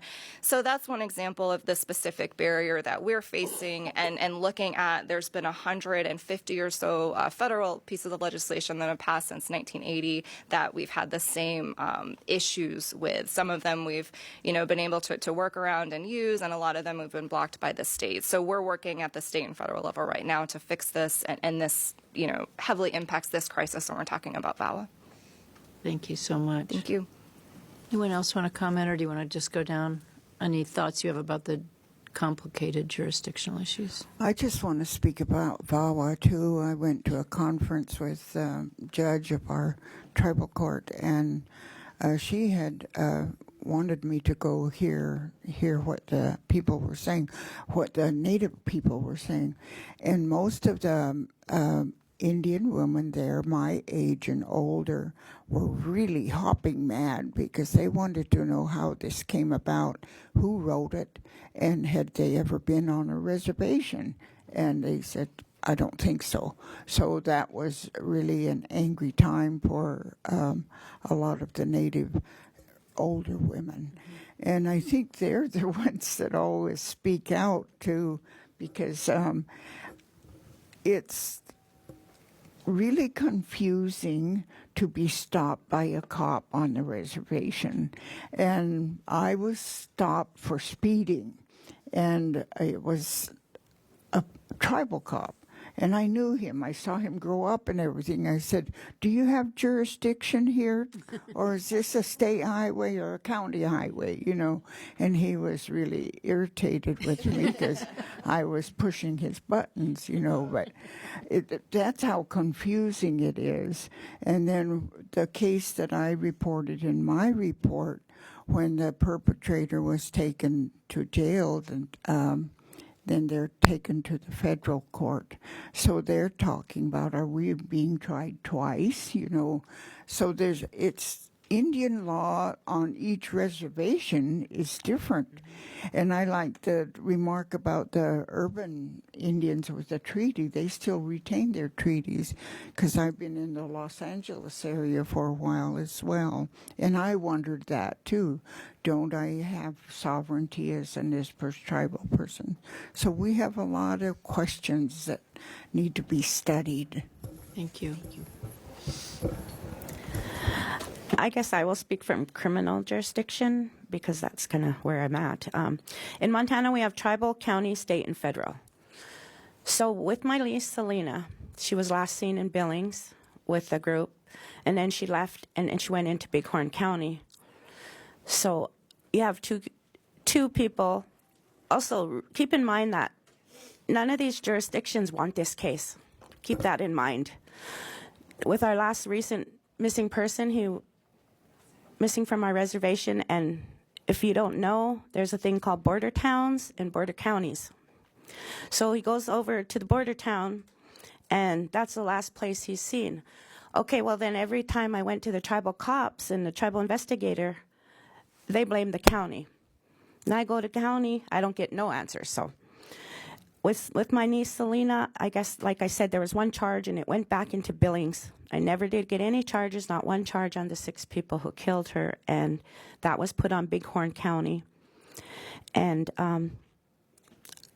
I guess from then on, me and Bighorn County kind of rub elbows and whatever else you would say, because I, want to speak up. I want these jurisdictions clearly laid out, but I don't want jurisdiction used as an excuse to not do it, which I'm seeing in Montana, which I see even from my own tribal investigators and police. Oh, he was in town, and that's it. That was it for them. They stopped the search. Only people searching on the reservations was the family. So I guess to use it as an excuse is becoming common. So I would like these lines drawn a little clearer. And like I said, I really want my tribal court to be stronger. We need our systems to be stronger. When it comes to county, state, and federal, I have to hear, oh, we only take slam dunk cases. Oh, this judge will only take slam dunk. That's not what I want to hear, and that's not what I want to relay to a family. So I guess when it comes to jurisdictions, I watch too much TV, number one, where people want crime solved. So jurisdiction needs to be clearly stated, and I would love to see them all work together, because that's what's needed. That's how my niece was found. She wasn't found by Bighorn County. She wasn't found by Billings. She wasn't even found by the Crow tribe, because we hadn't had any proof she went to the res. But they offered their services, and by us not leaving, Bighorn County was forced to ask for Operation Lady Justice's help. So, and but this also goes back to a comment I heard earlier about not knowing about MMIP.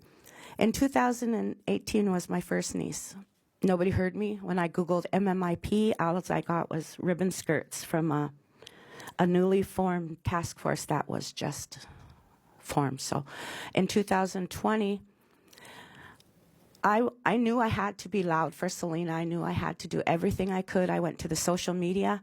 I went to all the news outlets, and the local station wouldn't cover us. The Billings Gazette wouldn't do a story. So about 3-4 days in, I got Wyoming News, their radio station that goes all over. A reporter from the New York Times heard it. So I had the New York Times at this rest area before I had the local newspaper. And later that day, when the local newspaper sent out their reporter, I told her, you tell your editor to copy the story from the New York Times. And if he wants a story, at this time, families were coming to me at the rest area. I pointed to a man that was missing his daughter in Billings. I said, you go over there and talk to him. Get his story out, because I got my story out. I got the New York Times. That man standing over there needs the Billings Gazette. So, jurisdiction, it can be a tricky game, but I do not like it used as an excuse not to do their job. Thank you. The maze of jurisdiction has created an opportunity for predators to utilize it to ensure that they can move from reservation to reservation, community to community. We call it res hopping in the work that I do. I worked with a family. We found out this individual had moved across 5 different reservations, avoiding prosecution as domestic violence perpetrator because of the maze of jurisdiction that was not allowing for the arrest and prosecution of a non-Indian on tribal land. And in the 5th reservation, he killed her. And so the utilization of predators who have identified this opportunity, because that's what it is. And we have to look at, why was it created? Why does this maze of jurisdiction maintain itself in a way that has not only exasperated the issue, but allowed it to continue in a way that all the statistics that we're all talking about are going to continue to grow unless we address this maze of jurisdiction on our tribal lands? Cases of individuals, for example, there was a case in Montana where the young woman was placed about 800 feet off of the reservation, and then they couldn't decide, she'd been killed on the reservation, but her body was found off the reservation, so whose jurisdiction was it? And they fought about jurisdiction instead of investigating the case. And we think that this only applies on the reservations. And I must say that is a huge issue and it must be addressed. I'm working with a family right now who had a loved one who was beaten and left for dead underneath a bus stop in a city. And 4 months later, her family contacts me and my organization and asks us to help because they had not heard anything from the police in that jurisdiction, the city police. When we reach out and we talk to them, they're like, oh, well, we didn't know who jurisdiction it was because the bus stops are the county's jurisdiction. If she had been found 6 inches outside of that bus stop, it would have been the city. But the city is the one who discovered her body and then transported it to the hospital, where 5 days later, her mother watched her die holding her hand. And it took them 4 months and a small Native nonprofit working with a tribe in another state to push them towards assigning an investigator who, by then, most of the evidence was gone and her death was ruled undetermined, because there was nothing left for them to investigate. This maze of jurisdiction is an excuse. We published a report in 2018 looking at urban Native women and found that 94% of them had been sexually assaulted in their lifetime. Only 8% of those who reported it in those urban jurisdictions saw the conviction of those that assaulted them. Instead, they faced victim blaming of what was she drinking, was she a runaway, all of the things that many women face. This maze of jurisdiction is rampant and used by predators on the reservations, and then it is used as an excuse by those in the urban areas to simply not pay attention to those they don't care about, and the ones they don't care about look like me and the rest of these women sitting here today in front of you.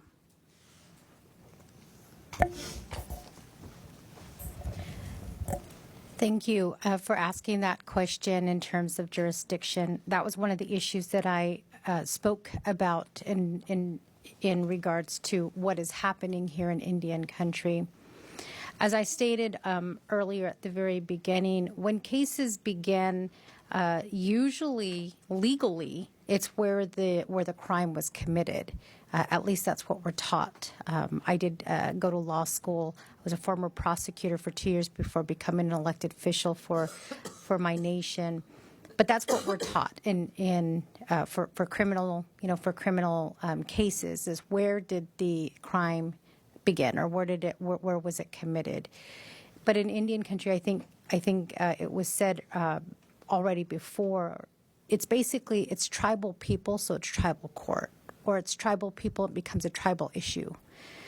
They pass that buck around, kind of just pushing it back and forth. I'd like to see our law enforcement work together and to communicate with each other and to communicate with victims and to communicate with families. The jurisdictional issues have really just become an excuse to not do the job. And I really like the statement made earlier about, holding people accountable. Why are we not doing that? Because I think that that's something that I would like to see. There's... I grappled with the idea of sharing this story, but I feel like it needs to be said now. When I was 17 years old, I took a Coke from a man, and I woke up in his shack, tied up. I couldn't see. I couldn't see him. I was in his shack for about maybe 7 to 9 days, tied up. He raped me repeatedly. He beat me. He broke my ribs, broke my cheekbones. He tried to carve his initials into my pubic area. I was 17 years old. I had just graduated from high school.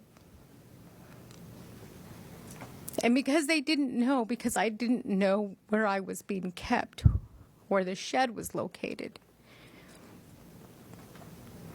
they could never identify the jurisdiction. And the man who I knew this man. I said his name. They never prosecuted him.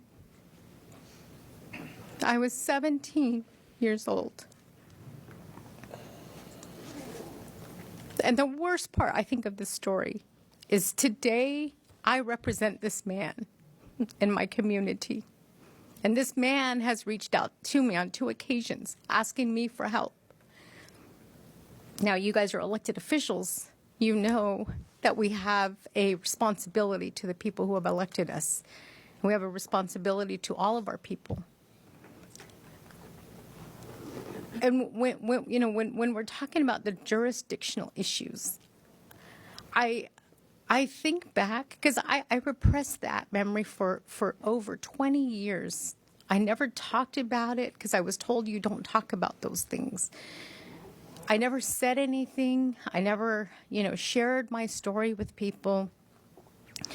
But I've gone back and I've questioned, was it the jurisdictional issue? Because I remember they kept asking me, where is this shed located? I don't know where it was located. I was tied up. I didn't know what was happening. I didn't know, I just remember falling in and out of consciousness. That's all I remember. I remember the smell of mulch. I remember Red Hot Chili Peppers being played in the background, which to this day I can't stand Red Hot Chili Peppers or the smell of mulch. But I don't know why my case was never prosecuted. I don't, I wish I could say that this was why it was never, they never communicated with me. When I asked for a copy of the police report, they never did it. I was missing for over 7 days and nobody came looking for me. Nobody asked where I was at. In my community, with my family, with my parents, they trusted the police. And when the police told them that maybe I just wanted to just get up and just leave, they believed them. They believed that there was no missing person. They didn't believe, that I was taken or that anything bad was happening to me because they trusted them. And in many of our Indian communities, that's how many of our elders are. They trust the police because that's what we're taught. That's what we're told. We're told to trust the government, to trust those in leadership who are making decisions for us. So the question that you asked about jurisdiction, what I can say is that a lot of cases they don't ever get to see justice because nobody wants to work the cases. Everybody wants to say it belongs to somebody else, or it's their problem, or it's just a case that just, you get to say that it's been closed. So I think, to answer your question, I wish we had law enforcement where everybody took their job seriously. I wish we had people who cared.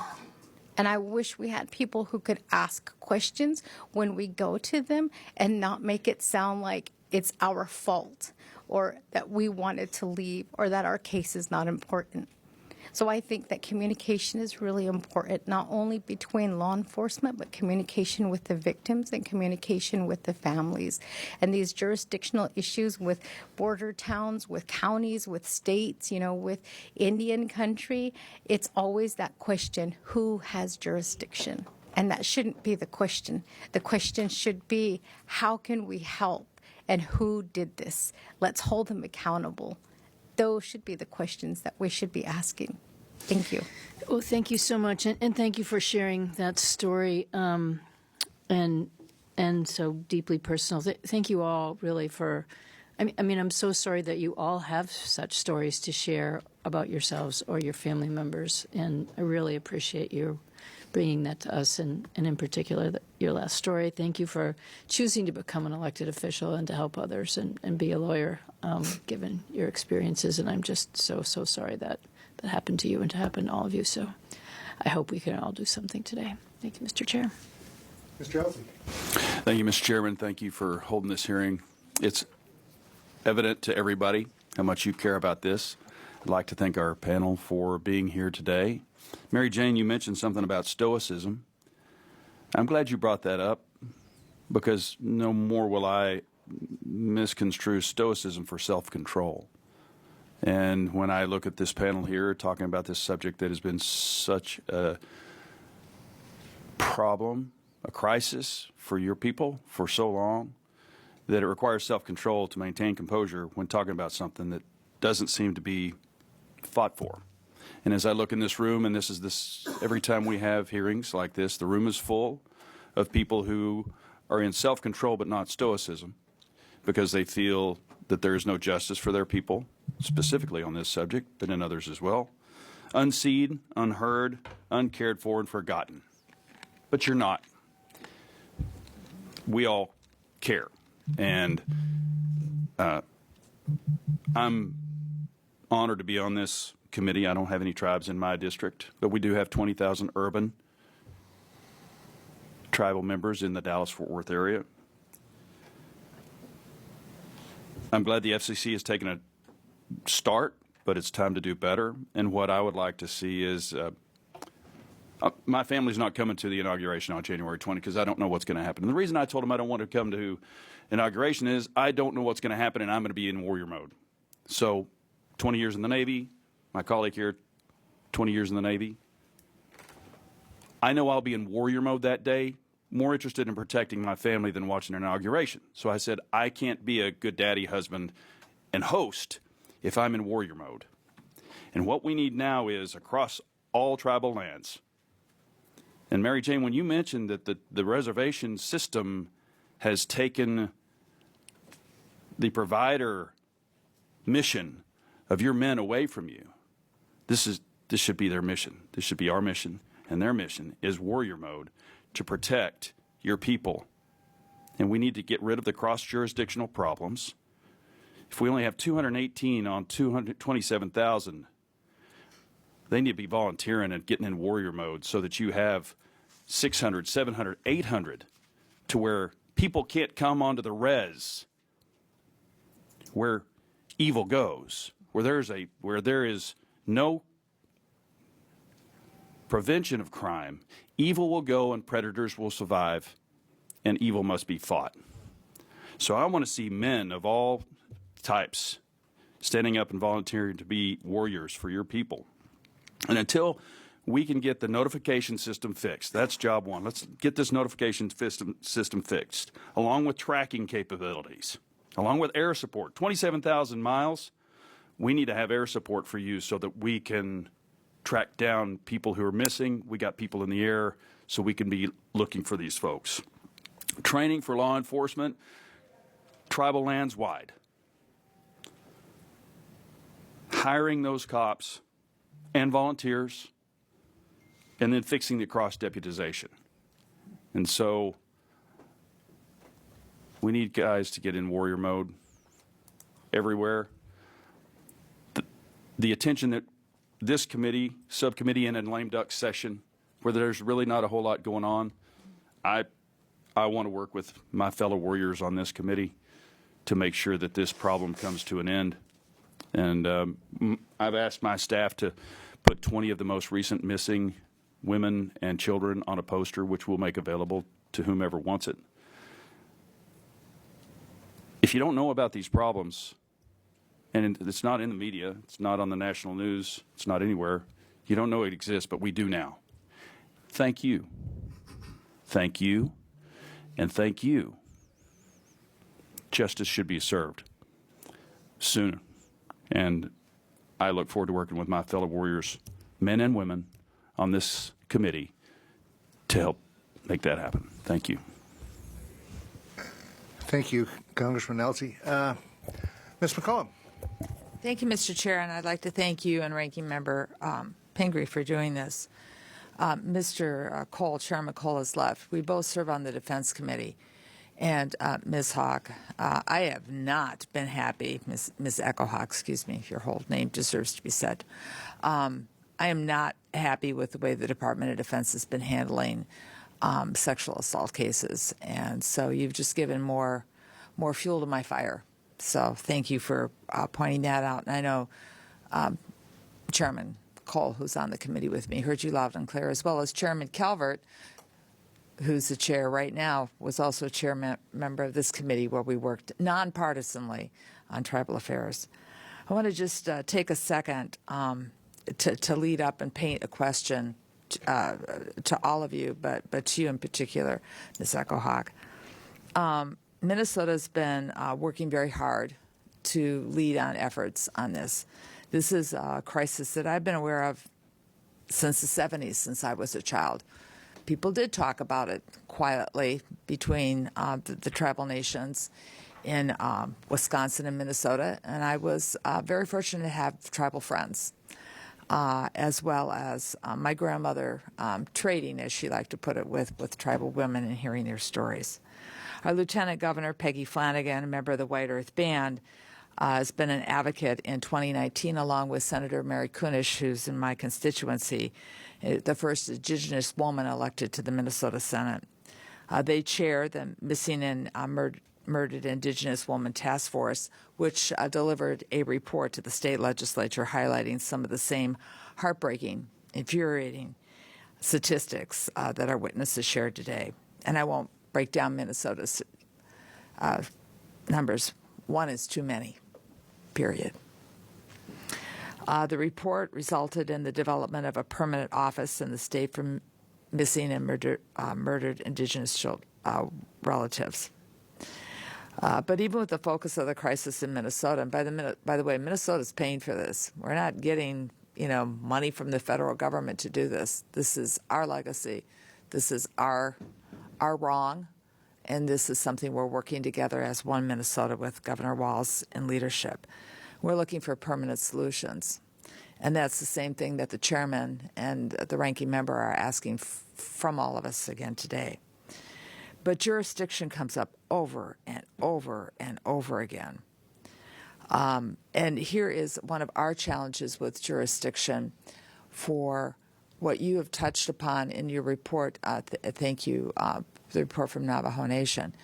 Your funding is spread across all over. So we have some funding that we can put into what we do for tribal nations, primarily healthcare and education, but some other things in here too. But you also have funding in the committee that oversees the Justice Department. You have funding in housing. We need more funding for families in crisis, whether it's domestic violence or just housing in general, to reduce some of the stress that tribal nations and their communities are facing. Even transportation. We've heard over and over again about how many miles of bad roads we have. Some of that's in our jurisdiction, but some of it's in the Department of Transportation system. So one of the things that I've been working on since I got to Congress, and we've been making improvements, but I think you could help us make improvements even faster with your voices. We need a whole of Indian country document for your budget. So a tribal nation knows this portion's from here, this portion's from here, that's portions from there. So we can knit it together, including just broadband and better communications, which is in, believe it or not, the Ag Bill, which the two of us have worked on a little bit.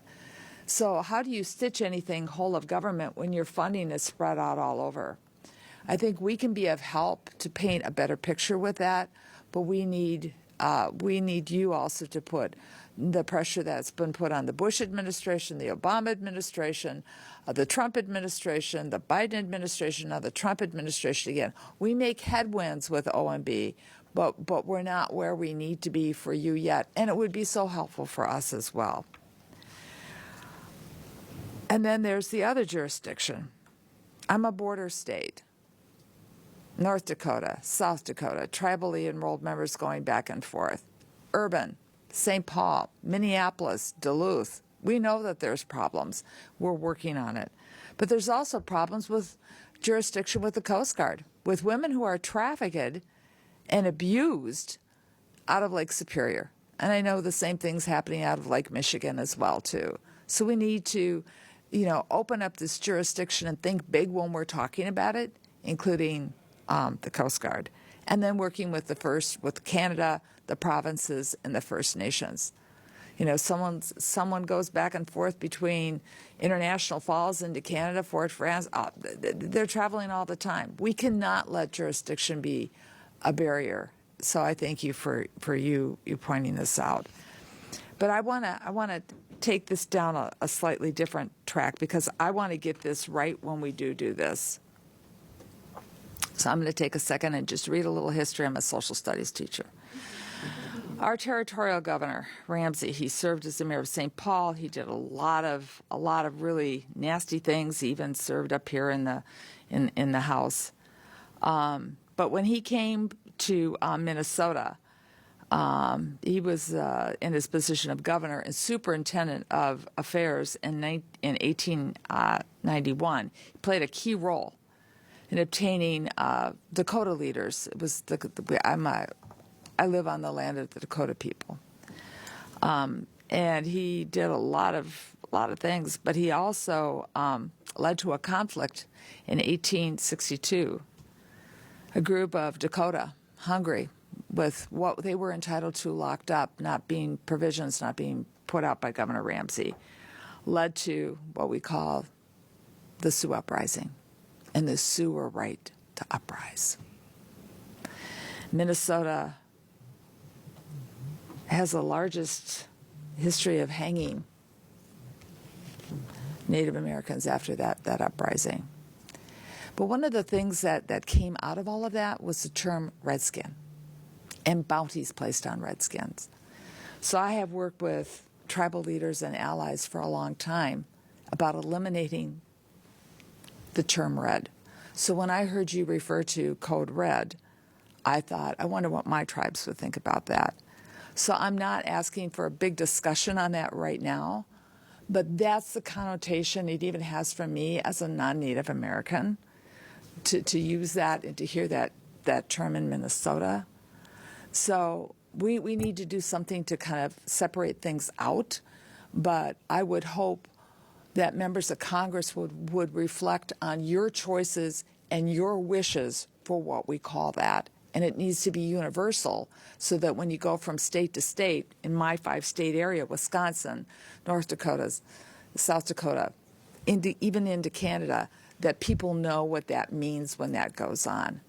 And we do need that because it will not only, I believe, hopefully save lives, but it will also bring constant attention to what is happening.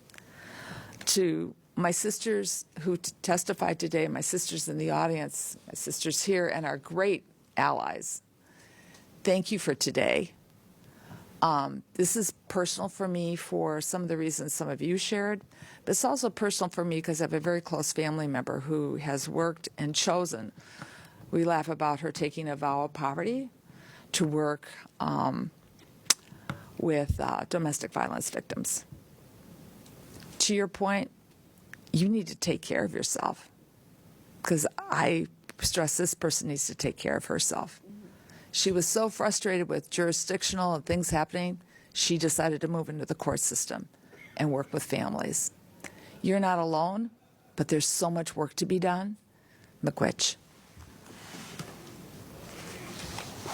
Thank you so much for those comments, and especially in the naming convention, which is one of the recommendations that we've made to the FCC, is that anytime you are making an effort in Indian country, appropriate tribal consultation is needed, which is why the red alert, which is making reference to the red hand over individuals' faces, is appropriate in the state of Washington. The feather alert was appropriate in the state of California, but what does that look like at the national level? And the only way we'll be able to determine that is through tribal consultation that has begun but needs to be, again, continued out, because an alert system like this has the ability to do what we haven't been able to do, and that is touch both the reservations, the urban areas, the rural areas, and offer an opportunity to ensure that our loved ones have visibility when they go missing. And the naming convention is very important and must be done in tribal consultation to meet all of the needs exactly that you just stated. So thank you.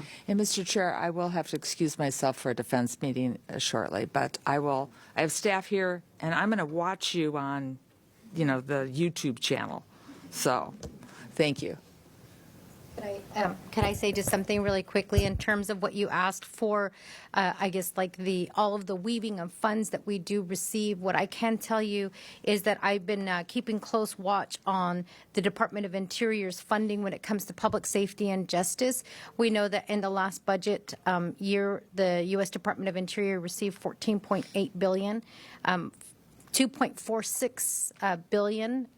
Went to the Bureau of Indian Affairs, which is where our public safety and justice within Indian country falls under that particular line item. There are 164 self-determination tribes and 33 locations where Office of Justice Services is located.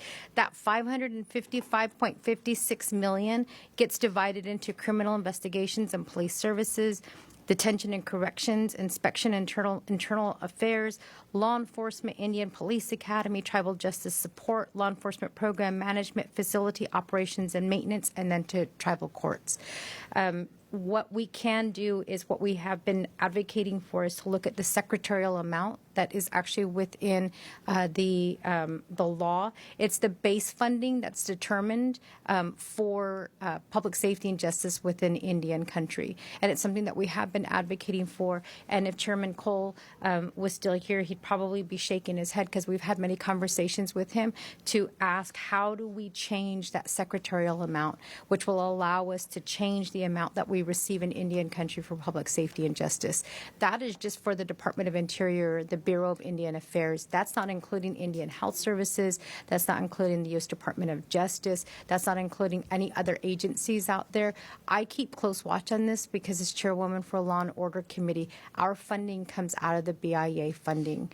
And there's concern right now with the new administration coming in and the proposal to get rid of a lot of the Bureau of Indian Affairs, or across the board, a lot of employees within different agencies. If the Bureau of Indian Affairs, Department of Interior, Bureau of Indian Affairs were to receive less money, that would be less money for public safety and justice across Indian country. So I ask all of you here to speak up for the Department of Interior, the Bureau of Indian Affairs, the Office of Justice Services, and ask that those funds stay where they're at or that it increase so that we can address public safety and justice in Indian country. Thank you. Mr. Edwards. Wow, there's a lot to talk about. First of all, thank you, Mr. Chair. I appreciate you bringing this hearing to the forefront and helping us all better understand the issue. Like you, a year ago, I had no idea that this was an issue nearly to the degree that I now understand. It's just out of my circles, not recognized within the folks that I interact with. So, thank you for bringing it to the forefront. To all of you, thank you very much for taking the time to be here and for being brave and sharing your stories. I know that is very difficult. I could hear the difficulty in the tone and all of your voices at some point, and I believe that all the tribal nations are extremely fortunate that they have folks like you willing to advocate on the behalf of Indian tribes everywhere. The issue of jurisdictions come up a number of times. I'm kind of a simple thinker, and I've been scratching my head through this, wondering why that's such a complicated topic. I've got a couple of ideas I'll be sharing with my staff to see how we can resolve that very easily. Another thing that might not be as simple, you, and I can't read your name tag, I'm sorry. Yeah, so Eugenia leaned over to me and was sharing some data in this put together document during some of the testimony and pointing out the number of cases that have not been prosecuted. I'd just be curious on a couple things from any of you that might have a perspective. What are some of the reasons that you're aware that cases might not be prosecuted, and Who would be responsible for that? I know in the state of North Carolina, we have elected prosecutors that we would hold accountable if they were not to do their job. Is it something similar in all tribal nations? Is it different from nation to nation? What efforts are being made locally inside of your tribal nations to spotlight those folks that refuse, for whatever reason, to prosecute the folks that are committing these crimes? It's a lot to unpack there, but any perspective that you've got to help us understand would be useful. Go ahead, Gina. Thank you so much for asking that question, Congressman Edwards. I really appreciate it. And North Carolina, actually, you do have some tribes within North Carolina that are state recognized. So I think that you probably do have many American Indians that you do represent. You just don't know it, but you will. So within the booklet, They're right back there in the corner. I know where they're. Chairman, on page 23, Navajo did put together our data and statistics. And again, I'm very much about numbers. I like to see numbers, and I like to be able to take a look at those numbers and cross them out or lower those numbers. That's one of my duties as an elected official. But I can say for Navajo, from 2016 to 2024, we had 525 cases that were declined for federal prosecution. And in terms of understanding the jurisdictional issues within Indian country, their crimes are committed on reservations, on federally recognized tribal nations. Those get prosecuted at the federal level unless they're a public law 280 state. Then the state does have jurisdiction in those cases to prosecute. But many times, many of our cases go unprosecuted, as is the case here with the Navajo Nation. To answer your question, within the booklet, you'll see that 172 cases were declined, and those cases dealt with child sexual assault or abuse. 116 was assault, which also included aggravated assault, and with resulting in serious bodily injury with a deadly or dangerous weapon. And the reasons for declination, and this is according to the United States Attorney's Office, there were 182 cases. Sorry, my glasses are getting a little bit dirty here. 182 of those cases were declined for insufficient evidence or lack of evidence. And in that time, the U.S. Attorney's Office failed in many cases to inform our law enforcement of the lack of evidence. 205 of those cases, they were declined for insufficiently confidence in likelihood of convictions. What we're seeing within Indian country in the U.S. Attorney's Office is that Indian country is turning into a stepping stone. So many attorneys do go to the U.S. Department of Justice. They do start off there in Indian country. They like to see their likelihood of convictions, the numbers at a higher rate so that they can get a better job somewhere else. And so many of our cases get pleaded out without any communication with families. So that is within the booklet that we did provide, and this is just for Navajo Nation. Every tribe does get letters for cases that are not prosecuted, and we've, again, just barely started collecting this information, and right now it's being collected in a booklet because we don't have the infrastructure in place. But all of that information is within the booklet, and that's how I can answer on behalf of Navajo. But thank you, Congressman Edwards, for asking that question. In the urban communities, we've seen no accountability at all. We are simply a population that people don't know exists in their cities, that they don't realize that the declining of prosecution and the victim blaming that happens, that allows for excuses. So, for example, the story I told, a woman who was beaten, left under a bus stop, and died 5 days later, there would have been no accountability for even starting an investigation unless her tribe hadn't reached out to a friend of a friend who knew me. This cannot depend on one person. This cannot depend on one organization. It must be a systematic approach that upholds accountability. The one report we have that I said again, that of those that reported their assaults, only 8% of them saw a conviction.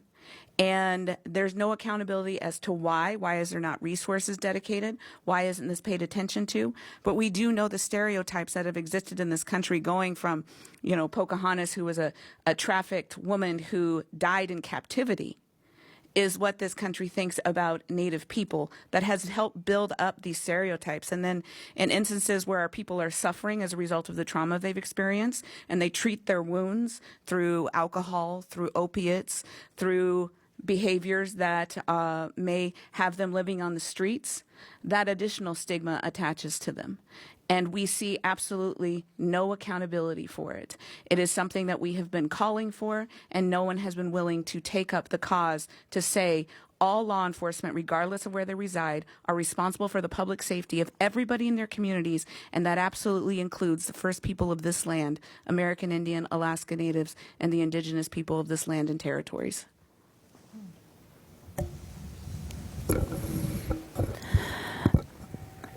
I guess I've named 15 people. Selena got a misdemeanor charge against her perpetrators, and Sarah is still, her family's still fighting. She went missing before Selena. And so when Selena went missing, they told me Selena's number 28 in Bighorn County that is missing. 28. I said, I don't believe that. I think there's more. There's more mothers sitting at their table waiting for the sheriff to come up and update them. Out of those 15 I named, they come from different jurisdictions, state, tribal, federal. Sarah's family was recently returned her jawbone. Bighorn County returned a jawbone to her when they illegally cremated her. Where'd that jawbone sit for all these years? Whose desk? Whose drawer? Who had a jawbone that it pops up all these years later? And this family has to go through it again. You get a jawbone back. What is that going to do to you? That's going to tear you up. So they had to go through it all again because somebody found her jawbone. I cannot fathom that at all. So out of those 15 people, we got one misdemeanor, endangering the welfare of a child. And Selena's got 6. Sarah's got 1. Kaimani's got a group. Casey is unknown. Freeman was his wife. Taz was a group. Thomasine was her boyfriend. Preston was a cop. Claiborne was a cop. All of these people are known in our communities, and nobody has been held accountable. So it goes back to trauma. We're going to go re-trauma everybody. We're traumaing our children right now because our court systems are traumaing their parents, their grandparents. It's a trickle effect. When they tell us what not to do, my granddaughters, we don't even let them go in the store alone. My niece, or my daughter in California, she messages me, I'm scared. In California, I can't help her. I'm in Montana, and I empower her. That's all I can do is empower. Tell them, you have this. You have the strength in you. You're important. You're needed. You matter. So just jurisdiction, again, is an excuse, and it's hard to explain that to a family.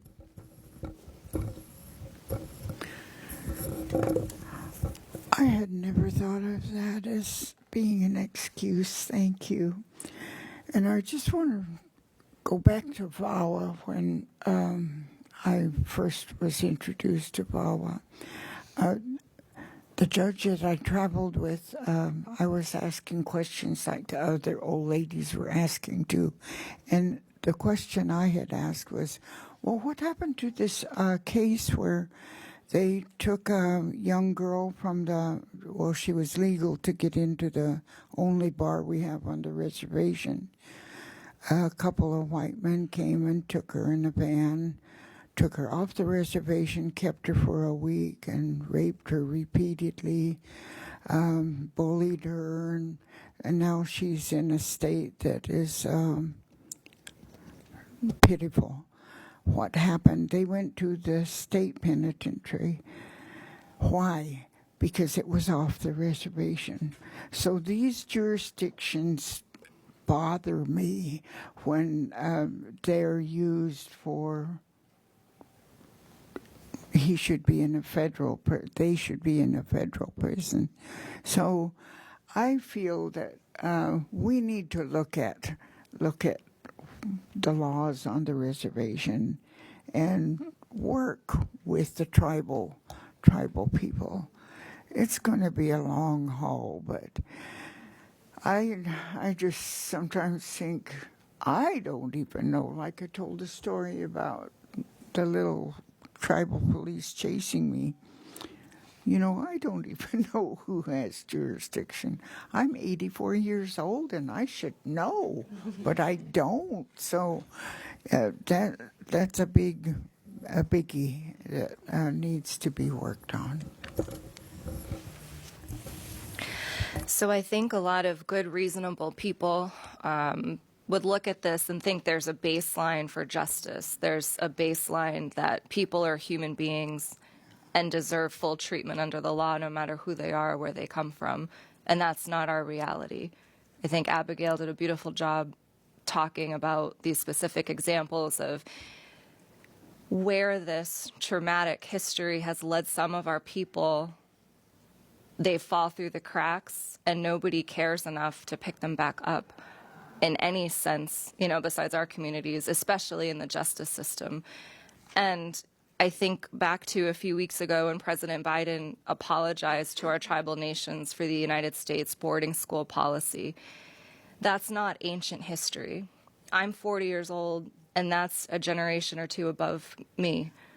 This isn't a long, long time ago. It was policy for the United States government to come into our communities, take children as young as 2 or 3, take them away to these schools, away from their families, abuse them for speaking their language or, you know, honoring their culture.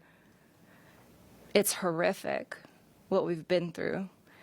So as we sort through that, and we're also losing people in these ghastly crimes, that's a lot for us to shoulder, as you've heard today. You know, we're sharing this with each other today as much as we're sharing it with you. We're spreading our burden out right now, and it's a beautiful thing. But when we think about these things are terrible, how can this be going on? It begs the question to look deeper into why these crimes happen in the first place and why nobody knows about it. And it's so much more than laws and jurisdiction. It's where we've been sort of placed in society, in our Indigenous homelands, in the country that we're serving to protect even before we had the right to vote. We love this place, and we need it to love us back.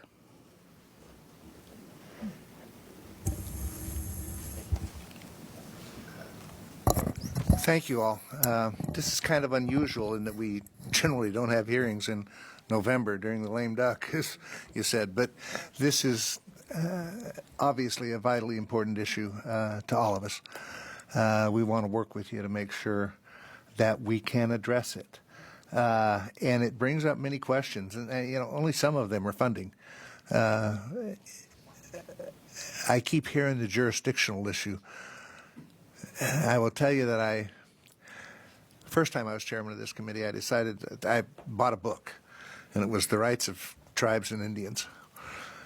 And it's about this thick. And you go through and it talks about the different things. And I understood how PL 280 tribes came about and all this kind of stuff. And then you get to the chapter on law enforcement. I've probably read it 7 or 8 times and still don't know what the hell it says. And then you realize that every tribe is different. It's like having the same issues in Boise, Idaho, as you have in Shelley, Idaho. Those two communities are substantially different. One's 250,000, one's 1,000. You know, so their needs are different, and that's the same with tribes. But there ought to be a basic way to figure. We shouldn't have to figure out whose jurisdiction this is. If someone is missing or whatever, you know. And you brought up an interesting question, or an interesting thought, Abigail. When I'm sitting here listening to this, and I'm going, just because we put more money into tribal justice, that doesn't mean it's going to help tribal members in urban areas, because that's going to go to the reservations and their tribal systems most likely. So we need to re-examine this, and as Ms. McCollum said, we need a whole of Indian country. And that's more than what this committee can do.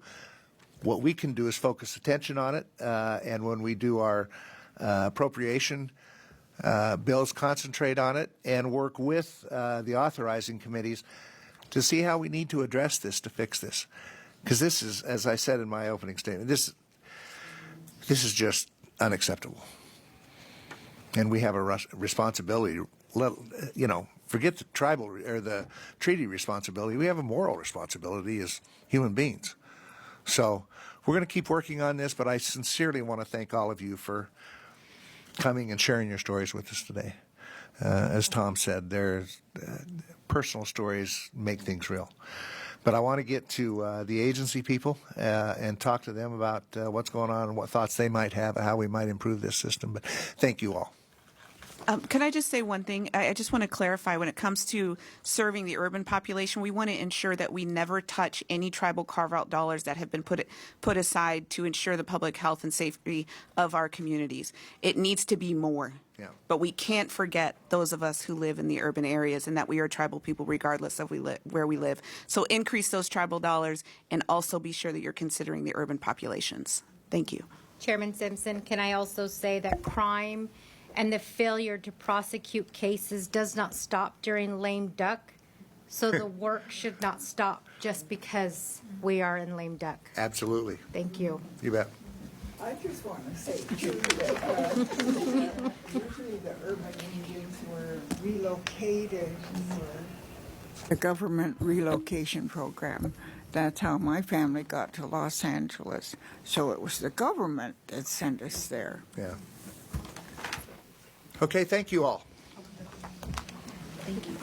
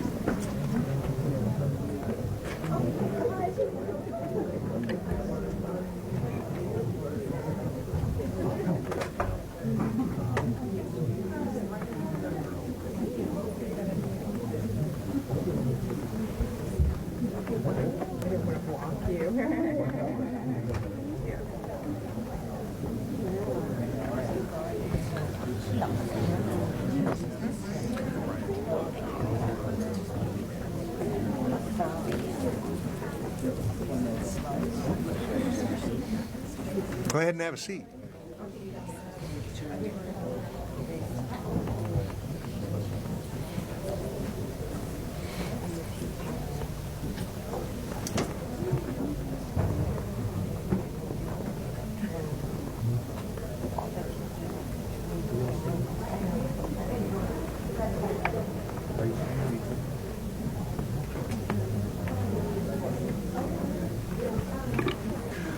Okay. Our second panel is the Department of Indian Affairs Bureau, the Department of Interior Bureau of Indian Affairs, Brian Newland, the Assistant Secretary for Indian Affairs and citizen of the Bay Mills Indian Community, Richard Glenn Melville, the Deputy Bureau Director, Office of Justice Services, and member of the Makah Tribe of Washington, Department of Health and Human Services, Patricia Kanish, the Commissioner of the Administration for Native Americans at the Administration for Children and Families in the U.S. Department of Health and Human Services, and of Standing Rock, Lakota descent. And from the Department of Justice, Darren Carrero. Just like it spells. Yeah, I mean, Carrero, the Acting Director of the Office of Tribal Justice at the Department of Justice, and an enrolled member of the Chickasaw Nation. Brian, you're first. You betcha. Thank you, Mr. Chairman, Ranking Member Pingree, Ani Boujou. Good afternoon. I'm glad to be with you today. My name is Brian Newland. I have the privilege of serving as Assistant Secretary, and have had this privilege for the last 4 years now under Secretary Holland's leadership and President Biden. And Mr. Chairman, before I go any further, I just want to thank you and the Ranking Member for the way you've structured this committee. As you know, typically those of us coming from the agencies appear first, and oftentimes will scurry out of the room. And I appreciate you putting the community members and the tribal leaders first. Those are the people we serve, and on every issue, but especially this issue, we should be hearing from them and following their lead. So thank you for structuring it this way. The United States has a trust relationship with each of the 574 federally recognized tribes, and that means we have a trust responsibility to protect the existence of Indian tribes and Indian people, no matter where those Indian people are found, on the reservation or in urban communities. And the Department and the BIA play crucial roles in upholding this responsibility through our interagency work and coordination with tribes. For decades, Native communities have struggled with disproportionately high rates of assault, abduction, and murder of tribal members. And American Indian and Alaska Native women make up an overwhelming portion of those who are missing and those who have been murdered, as we've already heard here today. This shameful fact is a legacy of federal policies of forced removal and forced assimilation. And today, structural problems prevent tribes and federal agencies from effectively addressing this crisis. Our most recent report, mandated by the Tribal Law and Order Act, estimates that the total cost of public safety and justice programs in Indian country to be more than $3 billion. However, today we only fund 13% of the total amount needed for adequate public safety and justice in Indian country. In addition to a lack of funding, there's a complex patchwork of laws that we've heard about today that makes it more difficult for law enforcement officers and judges to do their jobs in Indian country. Criminal jurisdiction over a crime or investigation in Indian country can shift based upon the tribal status of the victim, the offender, as well as the ownership status of the land where it occurs. In some cases, different offenders could be prosecuted in different jurisdictions for the same event. Congress passed Public Law 280 in 1953 when it was in the process of terminating the existence of Indian tribes. That law places criminal jurisdiction over crimes in Indian country with state and local prosecutors. And for decades, that law has been used by courts to diminish, rather than strengthen, the ability of tribes to control public safety on their lands. Cases like Oliphant and Castor Huerta have eroded tribal sovereignty and made it more difficult to carry out police work on tribal lands and in tribal communities. In recent years, Congress has commissioned a number of studies and reports to examine the MMIW crisis and public safety challenges in Indian country, and those reports have consistently affirmed that the work of keeping people safe in Indian country is unnecessarily complex and unnecessarily expensive, and that we don't invest enough funding to do that work. We know what must be done. We have to invest more in more tribal officers in tribal communities, better and safer jails, tribal court systems, and tribal wellness programs. We also have to strengthen the ability of tribes, not states or federal agencies, to lead efforts to keep their own communities safe by affirming their criminal jurisdiction over crimes on their lands. And we have to ensure that federal agencies have the resources needed to support tribes and states in coordinating investigations that cross over reservation boundaries. And just as importantly, we have to support families and communities and victims in these communities in both preventing and healing from these crimes. In the past several years, we've attempted to do that by establishing the Missing and Murdered Unit at the BIA to address this crisis. We've increased the number of tribes participating in the Tuahe Initiative, which helps support tribal programs addressing these challenges at the local level. We've worked to increase pay rates for BIA law enforcement officers so that they're paid on a similar scale to their counterparts in other federal agencies at the department. We've proposed additional funding for tribal law enforcement, tribal courts, wellness courts, and jails, even constructing 2 new BIA jails for the first time in more than a decade. We've also worked with members of Congress to support legislation like the Badges Act, which would speed up our ability to hire more officers at the BIA. And we've also supported the Parity in Tribal Law Enforcement Act, which would improve the ability of tribes to recruit and retain police officers. As someone who lives in Indian country and who's led tribal and federal law enforcement agencies and who's served as the chief judge of a tribal court, I'm grateful to see the bipartisan commitment in addressing these challenges. In these past several years, I've enjoyed working with members of Congress in both houses and from both parties to try to make Indian country safer. And going forward, I'm sure that our dedicated team at the Bureau of Indian Affairs will continue to work with you, Mr. Chairman, and other members of Congress to make life better for Indian people. I want to thank you again for the opportunity to appear before the committee today, and I will look forward to answering any questions you have. Thanks, Mr. Chairman. Thank you, Brian. Patrice.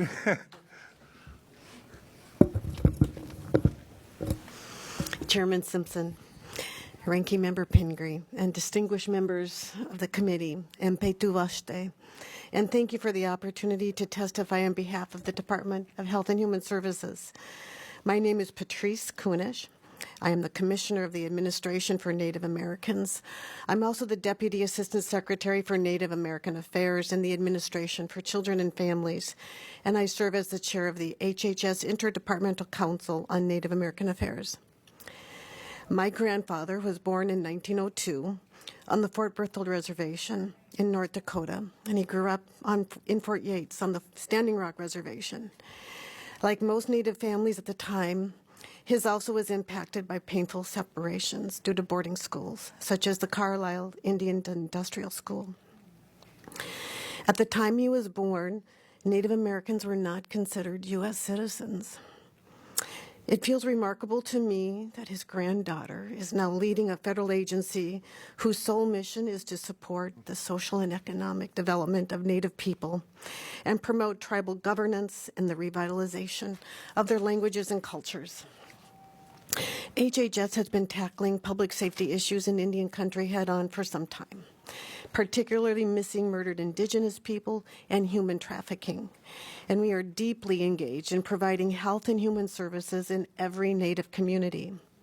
Our full spectrum of integrated and culturally appropriate care is focused on prevention, intervention, and healing.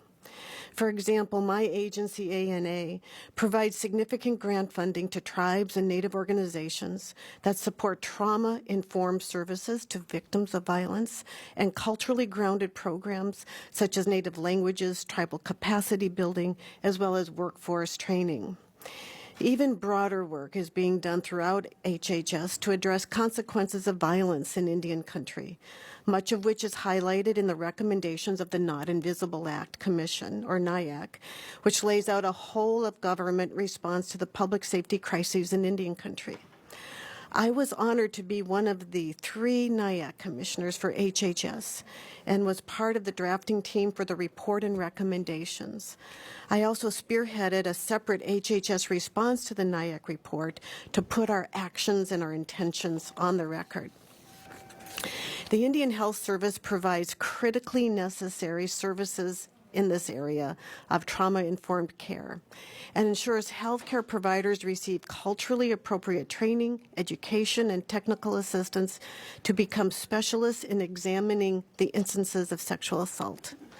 ACF's work on preventing violence and human trafficking and supporting victims and survivors is centered around our Missing Murdered Indigenous Action Plan and is incorporated into all of our programs and services.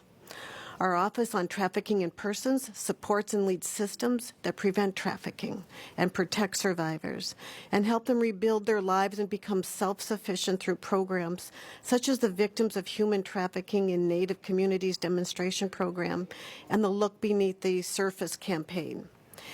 And for 40 years, the Family Violence Prevention and Services Administration has provided tribal grants to help deliver programs that prevent violence of all kind and provide immediate shelter and supportive services.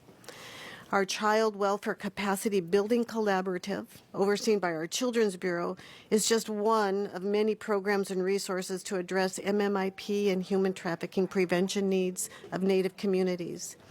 It's been a privilege for ACF to partner with DOI and DOJ on the ICWA Interagency Work Group as well, to collaborate around data collection and services to Native children and families.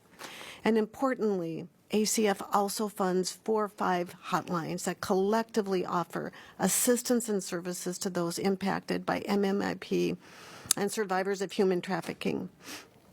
The President's FY25 budget offers a historic opportunity for HHS to enhance how we support health and human service delivery to Native children, Native families, and Native communities across the country, and also reflects our nation-to-nation commitment to tribes.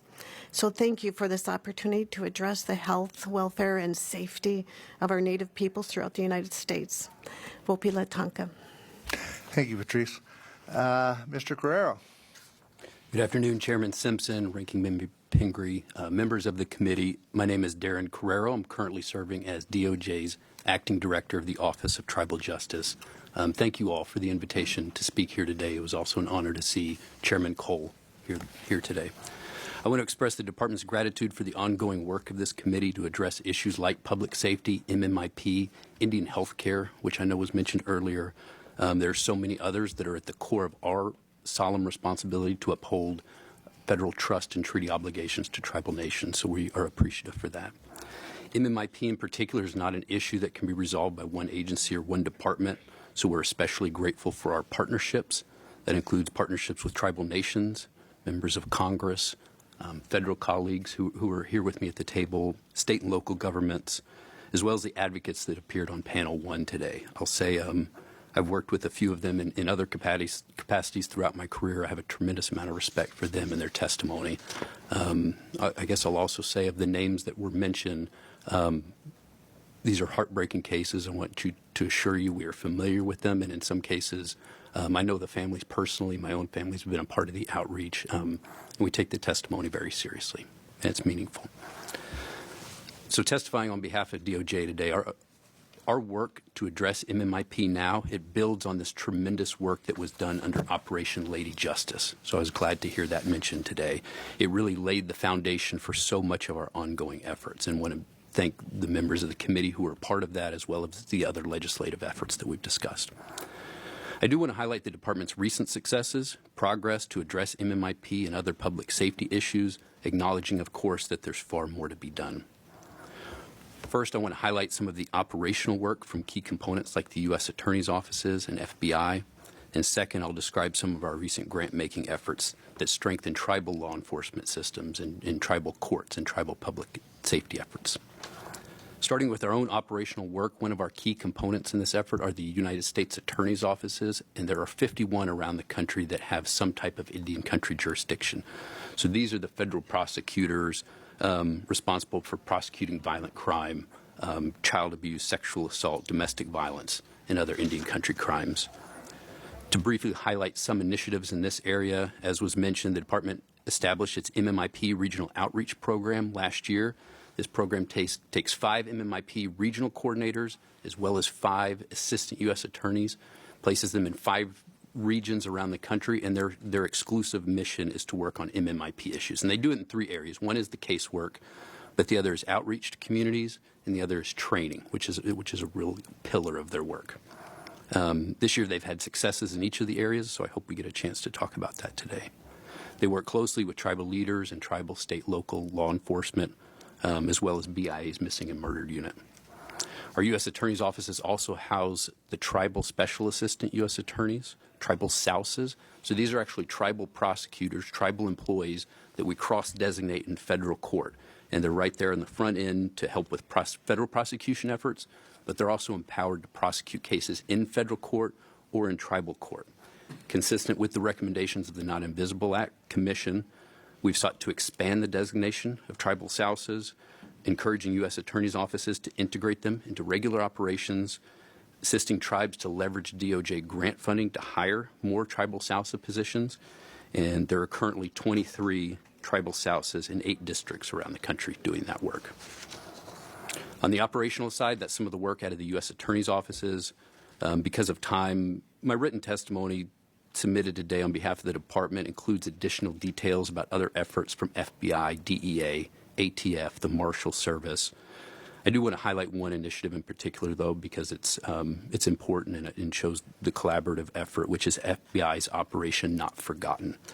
For 3 months this summer, the FBI pulled resources from all over the nation and surged them into Indian country through the Operation Not Forgotten to work unresolved cases, the types of cases we're talking about. It deployed 51 FBI personnel that included 47 agents, and for the first time ever, this surge was a joint operation with Interior's Missing and Murdered Unit. And in just those 3 months, that surge team tackled 300 investigations, led to the over 40 arrests, 11 indictments, and the identification and recovery of 9 child victims. In addition, and another important role that we play is that over 400 victims and next of kin impacted by this crisis and by these cases were provided support service by FBI victim specialists. That's some of our ongoing operational work. Just a final word on the important role that DOJ plays in providing funding to tribal nations' own law enforcement and public safety and justice programs. Whereas BIA is responsible for base funding for basic law enforcement, DOJ provides supplemental funding through our COPS office, our Office on Violence Against Women, and our Office of Justice programs. Together, these offices awarded $210 million to tribes in October of this year. That's nearly $250 million awarded last month for law enforcement officers, equipment, tribal courts, tribal Sousas, like we mentioned, victim services, including a new healing and response team initiative, as well as other new efforts that are directly responsive to the Not Invisible Act Commission's recommendations. We're committed to finding ways to improve our funding, and we're doing that administratively, and we meet with tribes regularly on how to do that. But we're also engaged in formal consultation with tribes on what legislative changes could be made to make our grant programs work better. Chairman Simpson, Ranking Member Pingree, thank you again for the opportunity to be here. I'll say working an entire lifetime for tribes, including my own and others, and now in federal service to Indian country. I've sort of always waited and hoped for the day that an appropriator might say, what can we do? And it'd be an honor to answer that question should we get to it today. Thank you. Thank you, and thank you all for being here. And thank you, as was mentioned, we usually have administration officials testify first and stuff. But thank you for sitting and listening to the testimony of these 5 women and stuff. It is usually we have a clock that has a 5-minute. We didn't put that out today. These are stories that need to be told, and one of my main focuses is somehow the American people got to know about this. I spoke to the Boise Chamber of Commerce last month. And when I said to him that we were going to hold a hearing on this, I said, do you know that we lose close to 6,000 Native Americans every year that are in the murdered and missing persons category? And you could see people kind of going, they've never heard that before. Somehow we've got to educate the public that this is an issue. And I am disgusted that our news media doesn't ever seem to pick up on this. It's like it's not an important story. Occasionally it'll come through and stuff. But I know you all oftentimes get the blame and the finger pointed, because it's like I tell my Forest Service friends that work in the Forest Service, everybody out there that lives in Idaho could do a better job of managing our forests than the Forest Service. Because we're all backdoor quarterbacks, or armchair quarterbacks. And so it is, I know you get fingers pointed at you all the time and stuff. That's not what we're here about. Nobody wants to solve this problem more than you all do. So I'm going to ask a question, and it's not a fair one, because you're all members of tribes, and you're all members of the administration also. If I could make you king for a day, or queen in your case, what would you do? What's the one or two things you might do to make this work better? You all heard the testimony of the jurisdictional issues, which just baffles me, how that works and the confusion that causes. And as they said, we sit and argue about who has jurisdiction over this for 2 weeks, and then it's done. What would you do to change this? And I realize that appropriation funding is part of the problem, but it's not all of the problem. So tell us what you'd do. I'll start with you. Thank you, Chairman. And I know you said one or two. I may do four, okay, with your permission. That's fine. The first one, and this one's going to sound really odd coming from a Department of Justice official, but number one is more base funding for the Department of the Interior. And I feel comfortable saying that because I've heard Attorney General Garland say it to tribal leaders. And when we've traveled around the country and met with tribal leaders about DOJ, public safety, and justice, the first issue that comes up is base funding at the Department of the Interior. Secondly, I'll make sure that Mr. Cole has that on his. Secondly, though, the Department of Justice funding is incredibly important. I know I talked a lot about operations and could do that for a long time, but our grant funding is incredibly important for tribal nations. Our COPS program are what funds law enforcement officers. It funds equipment. OJP is incredibly important. Our Office on Violence Against Women is funding tribal court systems. It's strengthening capacity to exercise special tribal criminal jurisdiction. It's funding tribal SOUSs.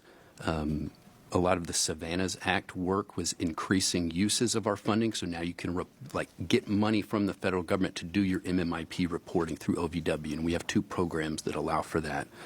And the new Healing and Response Team Initiative. They came up with $2 million to dedicate to the Minnesota Indian Women's Sexual Assault Coalition to deliver this trauma-informed healing for tribal communities. We have a request for $10 million that they be able to continue to do that work around the country. So that's on the DOJ funding side. There are legislative changes that aren't just dollar amounts that we're looking at. We have 3 proposals in particular that we're consulting with tribes on. We're doing that this week, in fact. But 2 specific to DOJ is a lot of our grants are competitive.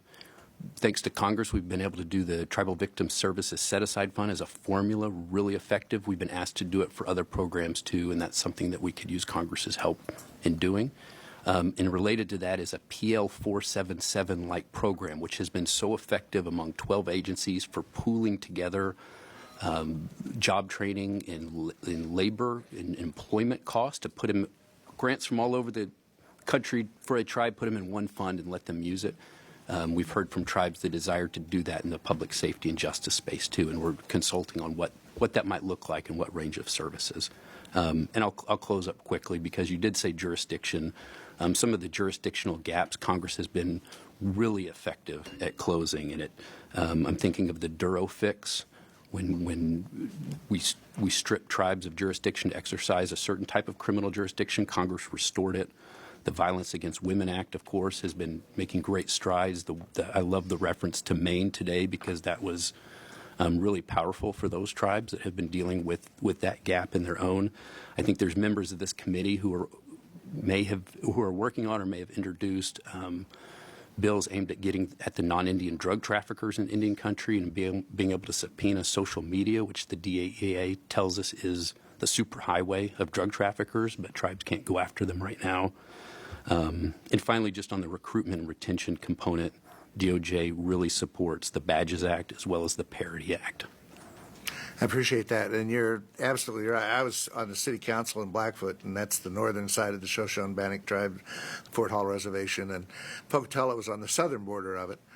And when I was on the city council, we used to love to hire tribal officers from the reservation because they had the same training as our state police do and stuff, you know. So that was the training ground for both Pocatello and Blackfoot and stuff. And it's hard to keep these off. And I've not only police officers and so forth, but fire department officials and that kind of stuff. It's hard to keep them on the reservation because they can, you know, drive 12 miles and get twice the pay and benefits and everything. So that's something that we've got to work on. I don't know yet how to address it, but it's something that we've got to work on. And I know there are people in Congress working on it. Okay, you're queen for a day.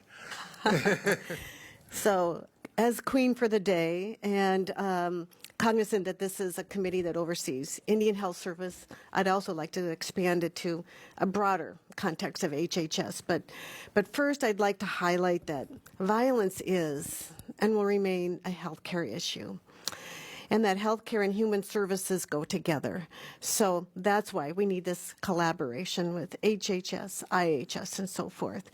And secondly, I think what we've heard from this amazing, astounding first panel of our sisters and aunties and grandmothers, that we need to mend the wounds. We need to heal the trauma, and we need to prevent the violence and take the steps to intervene in these horrible human trafficking issues. So one of the things that I think is really going well, and I think is really worth additional investment, is the Forensic Nurse Examiner program out of Indian Health Service. IHS sees thousands and thousands of patients, clients, you know, every year, urban, tribal, and so forth. But the majority of these patients are not given a safety screening. And what we've been able to do, and IHS is changing that practice, particularly around hiring forensic nurse examiners.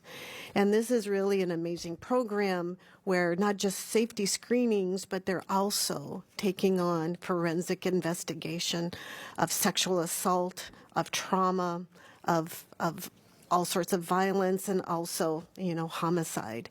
So amazingly, they've been able to invest a total of $10 million over 5 years, is distributed to 16 sites, and they're going to be doing this more medical forensic services related to these community-based programs. So it's not us doing those services, it's those services being done in the community. And one thing we know for sure is that long-term sustainable work and successful work is done in the community. So one thing that I wanted to highlight as well is that IHS has contracted with the Texas A&M Center for Excellence in Nursing for a specialized educational program for patient care across all sorts of violent crimes. And again, these services are available to Indian, tribal, and urban healthcare facilities as well. So it's really worth the investment and support of those services. In the President's budget for 2025, we've asked for $15 million for domestic violence programs and services. And that's just not prevention of violence. Again, it's the care and support for victims and their families. And you can see and hear from the first panel that the sphere of trauma, you know, extends out to families and siblings and communities.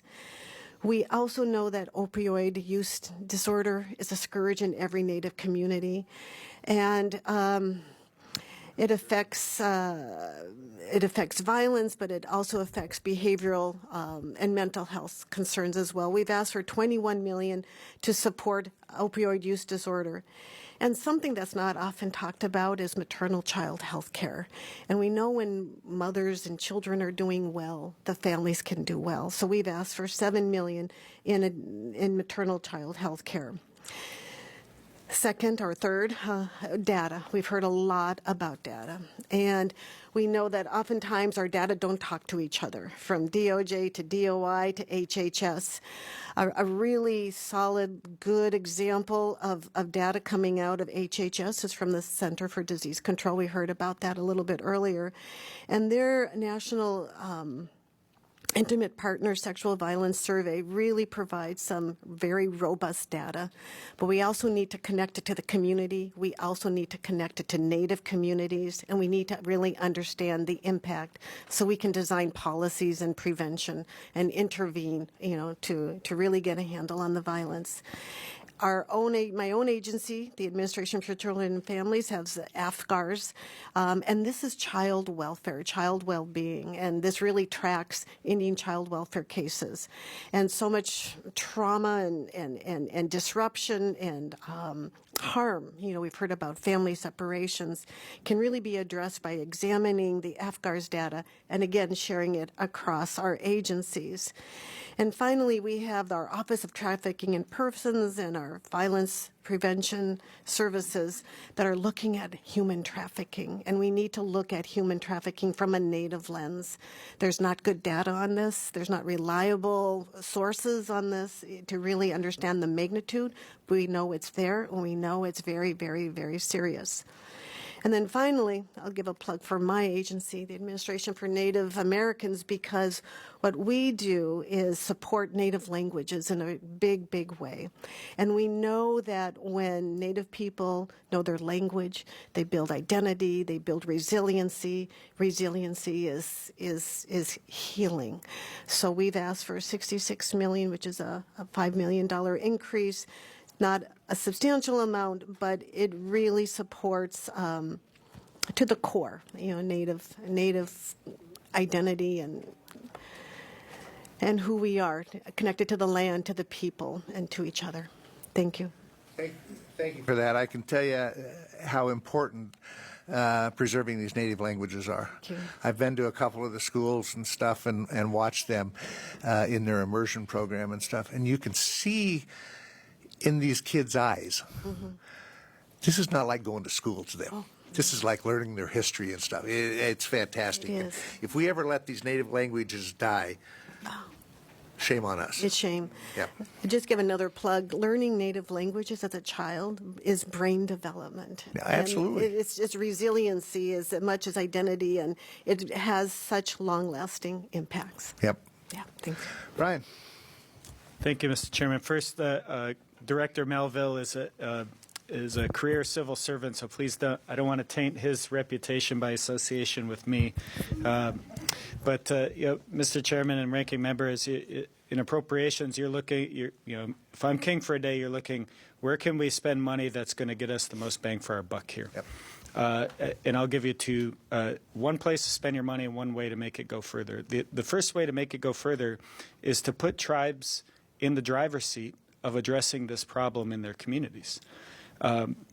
Because of laws like Public Law 280 and because of cases like Castro Huerta and Oliphant, tribes don't get to set the public safety agenda within their own lands the way that a city does or a county or a state. So, Mr. Chairman, if you and I were in downtown Boise and got into a tussle, not that I would be eager for that, we have an idea of which police agency would show up and where we'd get prosecuted. In Indian country, if that happened, the sheriff might show up and you might get prosecuted in the county. And for me, the tribal police could show up and I could be prosecuted in the tribal court or potentially a federal court. And it forces police officers on the scene to play lawyer. And so it raises the cost of police work in Indian country. And it takes these policy-making decisions out of the hands of the tribal government officials. And so reducing that complexity makes it cheaper to do police work in Indian country, and it lets the people closest to the problem solve the problem. And on that point, we have 574 federally recognized tribes in the country. Because of these complex laws, we only fund law enforcement for 200 of them.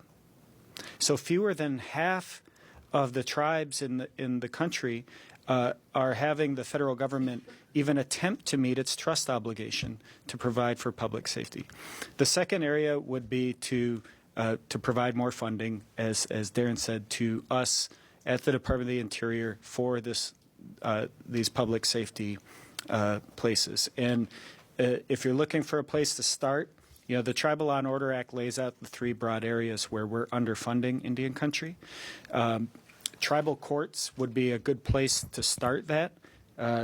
Our latest report says the estimated need is $1.5 billion, and we're presently funding tribal courts at $81 million. And that is increasing the capacity there will then translate when we increase the funding for police and fix these jurisdictional issues. They'll have judges and courts in place that are capable of resolving these cases. So that would be a good place to start. Those are two things I would, if I were king for a day, I would tackle right away, Mr. Chairman. Well, thank you for those suggestions. I can tell you, and I still see that attitude. While it's going away, it's still there. When I was a kid growing up, most of the Fort Hall students came to Blackfoot to go to school, to middle school and high school and stuff. So I had a lot of them as friends and stuff, played football with them and all that type of thing. So I got to know them pretty good and stuff. And then I worked out on the reservation for a farmer and all that kind of stuff as I was growing up. But the word around town, I won't say it was a spoken word, it was just everybody knew it, is that tribal courts, man, don't go to tribal courts because you're a white guy and they're going to throw you in jail or whatever. I mean, that was and they were seen as very unsophisticated and all that type of thing. That's changing as they've advanced law enforcement and also the tribal court system.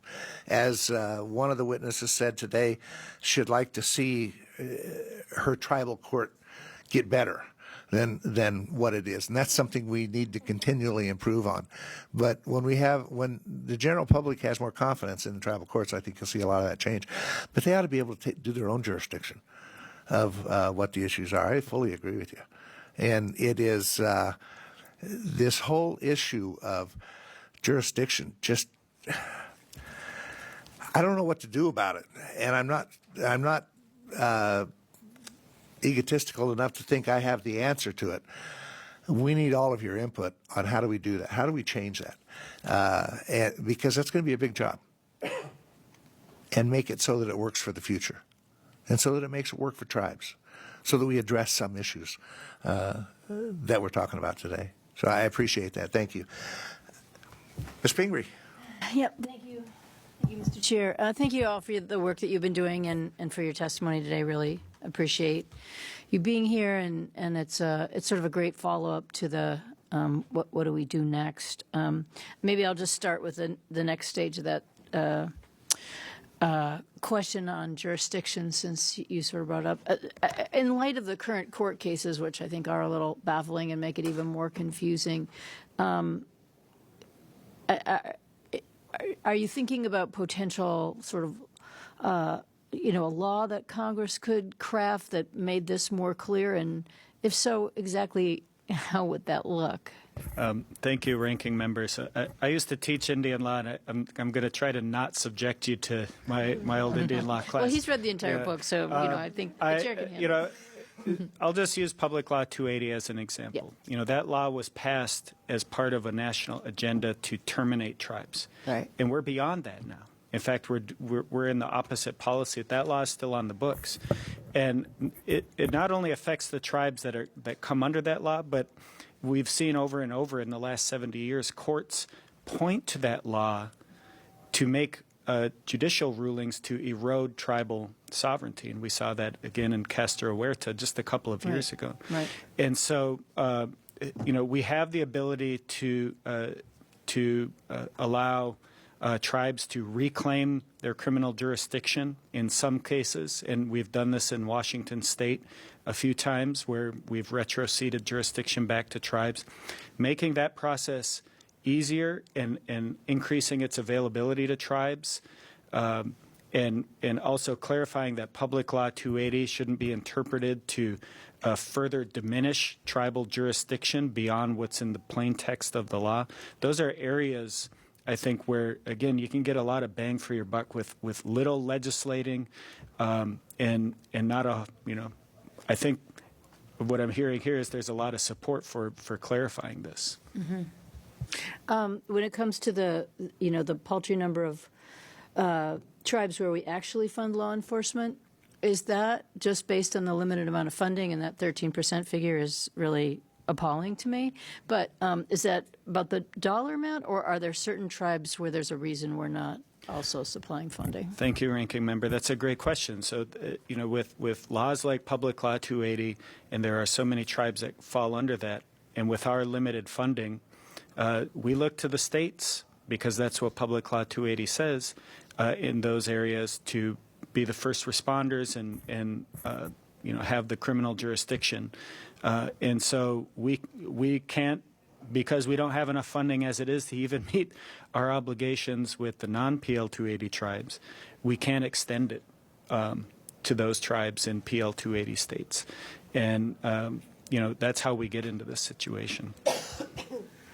Thanks. I could ask you so many more questions, but I do really appreciate the work that you're doing there, and I know the focus needs to be on the resources, but thank you for the current work that you're doing. So, Ms. Patrice, I won't try Kunish. Again, thank you for your testimony and the work that you're doing. And I appreciate, not only based on some of the testimony that we heard today, but your approach to understanding that this is a healing process, healing for all of the wrongs that we've heard discussed that have gone on for hundreds of years, but then also how families are treated and the victims and women themselves. I was really fascinated by the forensic nursing program you were talking about, and that seems like, one of those places where, not a huge investment is making a big difference, and how could we, expand that? So many of the programs that we often hear about that are great, we'll hear, oh, this is being done in 4 tribes or in 3 communities, or what would it take to make sure that that was an essential part of all Indian health, and that level of support and trauma-informed care is there for everyone? It would be awesome to have this integrated, throughout. We are out there in 16 sites right now, but at the very basic level, having support in the community immediately, notwithstanding, the law enforcement jurisdiction and authorities, surrounding the situation, to have this scientific medical investigation capacity, along with trauma-informed care, is just to have that immediate opportunity for services and investigation together is just would just be pretty phenomenal. Because I know that the IHS is really working through this forensic nursing team to identify areas also where it can expand and support and closely, collaborate in a lot of other areas as well. One of the things we've heard about is workforce capacity, and this is a good way to get in a medical forensic examiner that was recommended by the NIAC report that can do double, triple duty, and they're there to do sexual assault. They're there to receive and do ongoing training and support and coordinate services. I think there is, as I think Brian said, a good bang for the buck in investing in forensic nursing throughout Native communities. They're the first line, and they're often overwhelmed, and the caseloads are just so intense as well. But we also use this work through multidisciplinary teams. We also do this work through community crisis response teams. So it is really, truly community-based. Thank you for that. And thank you, Mr. Carrera, for the work that you're doing and your history in working with this. You talked about so many important things that the Justice Department does, and of course this jurisdictional issue also is one that you are challenged by. I thought it was interesting when one of the witnesses today did mention the Operation Lady Justice and how sometimes that's surging, and you talked about some of that happening this summer as well with the FBI. Can you talk a little bit more? I mean, one of the things that she mentioned was it actually seemed to have made a difference in that particular case in Montana, but then her comment was, I've actually never heard about them at any other case that I've ever heard about. Now, that's just, anecdotal in one region of the country. But knowing that there's limited capacity in so many places, is that the kind of thing that we should be expanding more so that those, the idea of a team or a trained team that comes in very quickly and collects the evidence and does so many of these things that we hear about are not there when the time comes to try to get a conviction? Just elaborate more on that kind of idea. Yes, thank you for the question. I think it's not just a combination of the surge of agents, but really the teamwork and task forces. Mm-hmm. And that's sort of part of the answer to the jurisdictional question, too. It's not all of them, but because, the crisis we've heard around urban communities where FBI FBI's criminal jurisdiction, unless it's some other federal crime, but its Indian country jurisdiction is on those reservation lands. And so often lack jurisdiction, but teaming up in a task force setting. So we're running 26 FBI-led Safe Trails Task Force, which team with BIA law enforcement, also state and local. We've now assigned DEA agents to each of those, just to the connection between fentanyl and human trafficking and all the vulnerabilities that lead to MMIP. We're sending DEA agents as liaisons to BIA. We're accepting BIA agents on our task forces. We're doing there's CLECs, which are law enforcement commissioning, so federally commissioning tribal law enforcement. Not to take credit for that's BIA, a BIA program. We do the training on it, though, and so we're training, I think, something like 500 officers a year for BIA's program. So I think it's not just the surging, and part of the success of Operation Not Forgotten this year, and they ran it for last summer, too, slightly fewer staff. The results not as high, but also not partnered with MMU. So the collaboration with BIA, with tribal law enforcement, and really the state and local law enforcement, we're often there, the ones that have the jurisdiction to prosecute these cases, is incredibly important. That's great. Well, thank you for that. Thank you, Mr. Chair.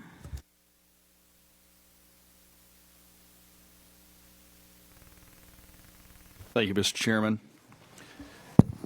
Thank you all for being here. This is an incredible day for all of us. Commissioner Kanesh, let's say today you are the Secretary of the Department of Indigenous Affairs, and you're also an attorney. Is that all you're going to make? I made her queen for the day. Did you? I was out. I'm sorry. Sorry for the demotion. You have the ability to craft a bill, the cross-deputization, the who's got what.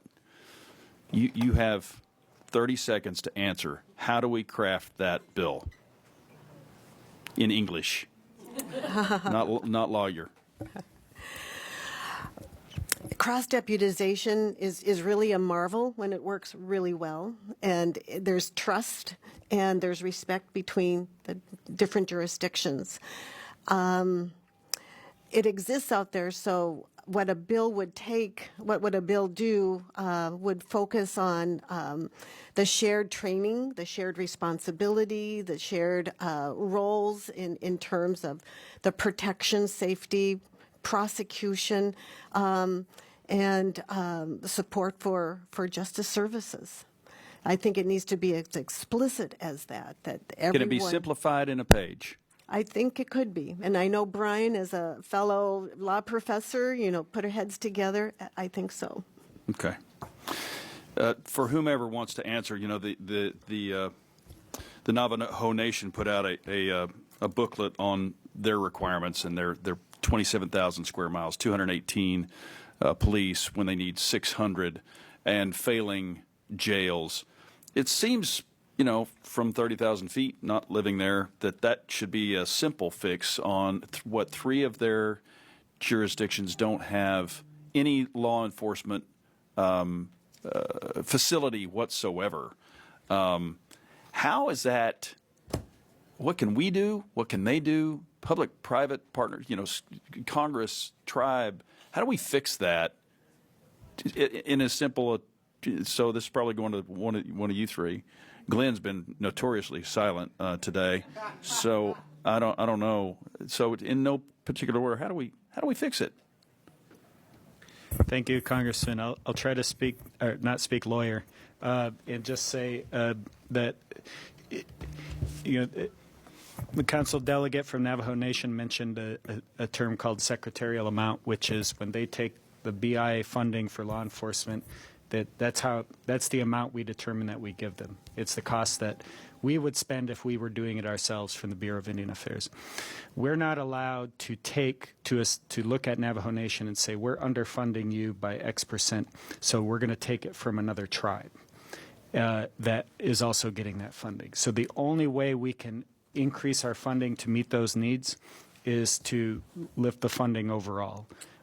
Because the way that the Indian Self-Determination Act works is we cannot reduce one tribe's funding to increase another tribe's funding.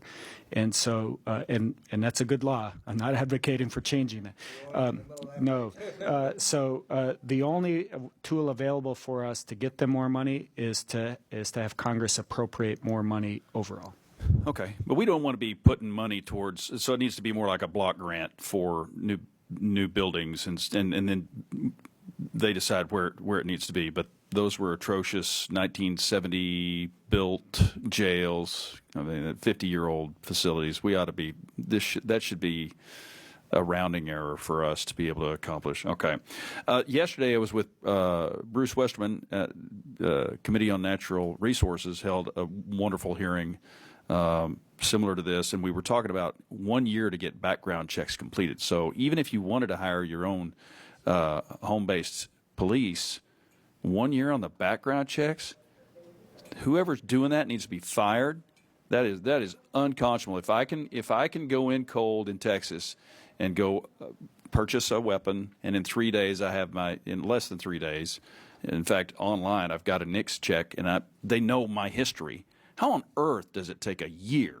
That is unconscionable, and it's certainly hurting your ability to do your jobs. Thank you, Congressman, and Mr. Chairman, for having me here today.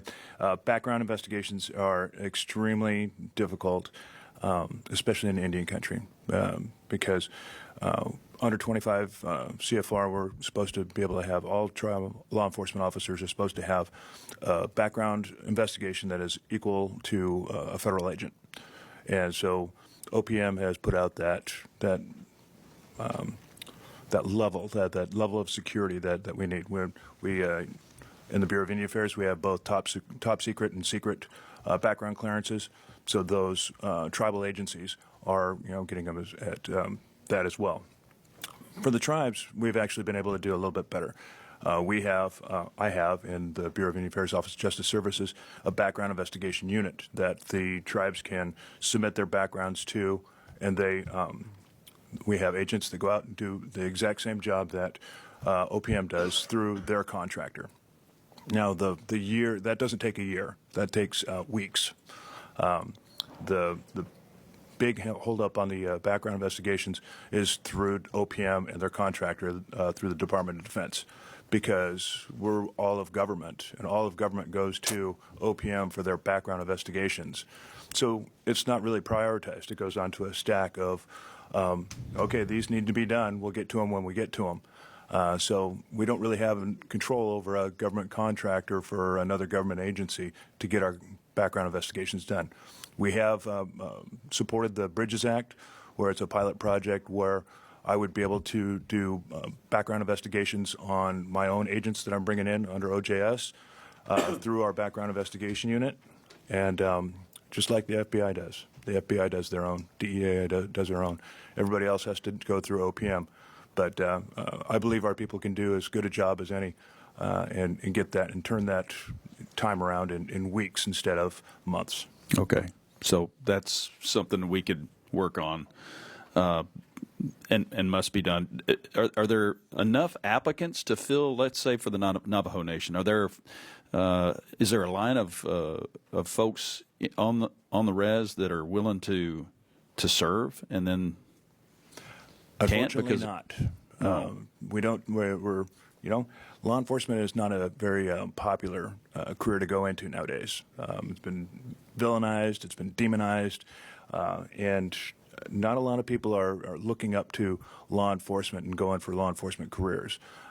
So many other things are glamorized. You get more people who want to be social, what do you call them, social media influencers. That's how old I am. I don't even know what that is. But more people are more interested in that than going into law enforcement.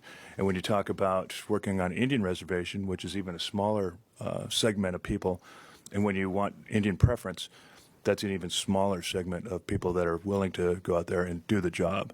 So finding those people is one of my main jobs, is trying to recruit and develop those people to help bring law enforcement services to Indian reservations. We have instituted a youth program. It's the Youth Indian Police Academy that we hold in conjunction with the Bureau of Indian Education out of the Riverside Indian School. It's a 2-week indoctrination for kids across the nation, ages 14 to 18. They go through 2 weeks. They hang out with our investigators, our police officers, our detention officers. We bring in other federal agencies, tribal agencies. We even invite the firefighters because we're trying to help out, get every service that we can involved. So it's been very successful. And we're going to continue doing that so we can engage in the youth and see if we get people interested in law enforcement again. Okay. So there's 200,000 folks on the Navajo reservation, and assuming there's half men, and then of that pool there's 30,000 who are age and physical capable, we can't get enough recruits. We got to turn that around somehow. Finally, based on the discussion we've had today on sexual assault amongst Indigenous women, is there a rape kit availability problem coupled with law enforcement, coupled with medical clinic problems where there's not enough available or not being processed?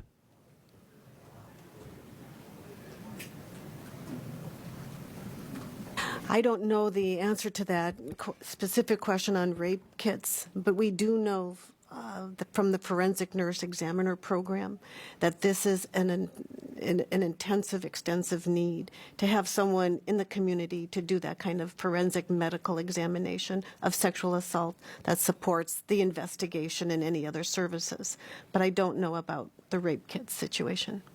Is there a cultural impediment to or a shame aspect to Indigenous women reporting rape, either from people from outside the res or within? We've found in several of our survey instruments that there is a significant underreporting for many different reasons, shame or intimidation or what have you. We know from the human trafficking perspective also that it is woefully underreported. So the numbers that we do report probably are not accurately reflecting the true magnitude of the problems. Is there a sense that if they report, it's not going to be prosecuted anyway or investigated? Yeah, there's a sense of futility. Yeah. We heard that from our witnesses in the first panel as well. Okay. That's part of it. Thank you all for your time. I yield back. Is it comparison to the white population or whatever? Is it underreported? I mean, because it's underreported in the white population also. I mean, there is a sense of I don't want to deal with it and all that kind of stuff. So is it different in Indian country? I think it is, and I'd invite my fellow panel members to answer that as well. And something we heard from earlier is, you're Native, you don't matter, and you're not treated well. Yep. And even if you do report it, hoping to get investigation and justice, it's not going to go anywhere. So I think it's this, the not invisible act. Yeah. We don't want to be invisible anymore, and these are the things we need to do to make ourselves heard and seen, and these situations addressed properly. Thanks for bringing up the issue of getting security clearances also. I will tell you just short, brief story. When I became chairman of the Energy and Water Subcommittee, Angie became the clerk from it, and she'd been the Energy and Water, the water person on staff. She had to get a security clearance, had to get a Q clearance because we deal with the NNSA and a few things. A year and a half. I was about ready to set my hair on fire. Yeah, I mean, it's nuts how long that takes. Anyway, Mr. Edwards. Thank you, Mr. Chair. I just want to follow up real quick on my friend Representative Elsie's question on rape kits. I can't help but think that after hearing the testimony from the previous panel, particularly from the standpoint that there are so many crimes that are not prosecuted because there's a lack of evidence, that maybe you should know the answer to rape kit availability. That seems quite obvious to me, having dealt with this issue in North Carolina, and we should all know the answer to rape kit availability. That's the cornerstone of the evidence that would be needed for prosecution in so many cases. Mr. Newland, I think that you made a point a while ago that really, to me, encompasses the crux of the problem here. And that is when you said that we should put tribes in the driver's seat for investigating and prosecuting the crimes. And that really was the pretense of a question I asked the previous panel. It seems to me like it would be in the best interest, and nobody would be more motivated in investigating and prosecuting these types of crimes than the tribes who are affected most by such criminal acts. I'd like to put, and we've heard lots of folks' names mentioned here today. I'd like to put a face to a name. And that's the lady over my left shoulder here. This is Cheyenne Toyanita of the Wolftown community of the Eastern Band of the Cherokee Reservation that was murdered in Nashville, Tennessee, 3 days before Christmas in 2015. She was found on the ground in front of a friend's house. After her friend helped her inside, Cheyenne said that her ribs hurt, and then she became unresponsive. Police reports suggest that she may have been injured during an altercation with a man just days before her death, and it was determined that she died of blunt force trauma to her torso. The police have investigated her death as a homicide. And as we near Christmas this year, almost 9 years later, her murder has not been solved. The Eastern Band of Cherokee Indians stepped in to offer a $20,000 reward for any person that provides information that leads to an arrest and conviction of Cheyenne's death. The family of Cheyenne Toyanita, including her 3 daughters, are still mourning her loss. They've had difficulty in getting information about the investigation from local police, and it wasn't until Cheyenne's aunt, Brenda Toyanita Pipestem, a justice on the Cherokee Supreme Court, contacted former Senator Bill Frist of Tennessee for help. And communication at that point improved. Cheyenne is recognized as one of 23 missing and murdered indigenous women among the Eastern Band of Cherokee Indians.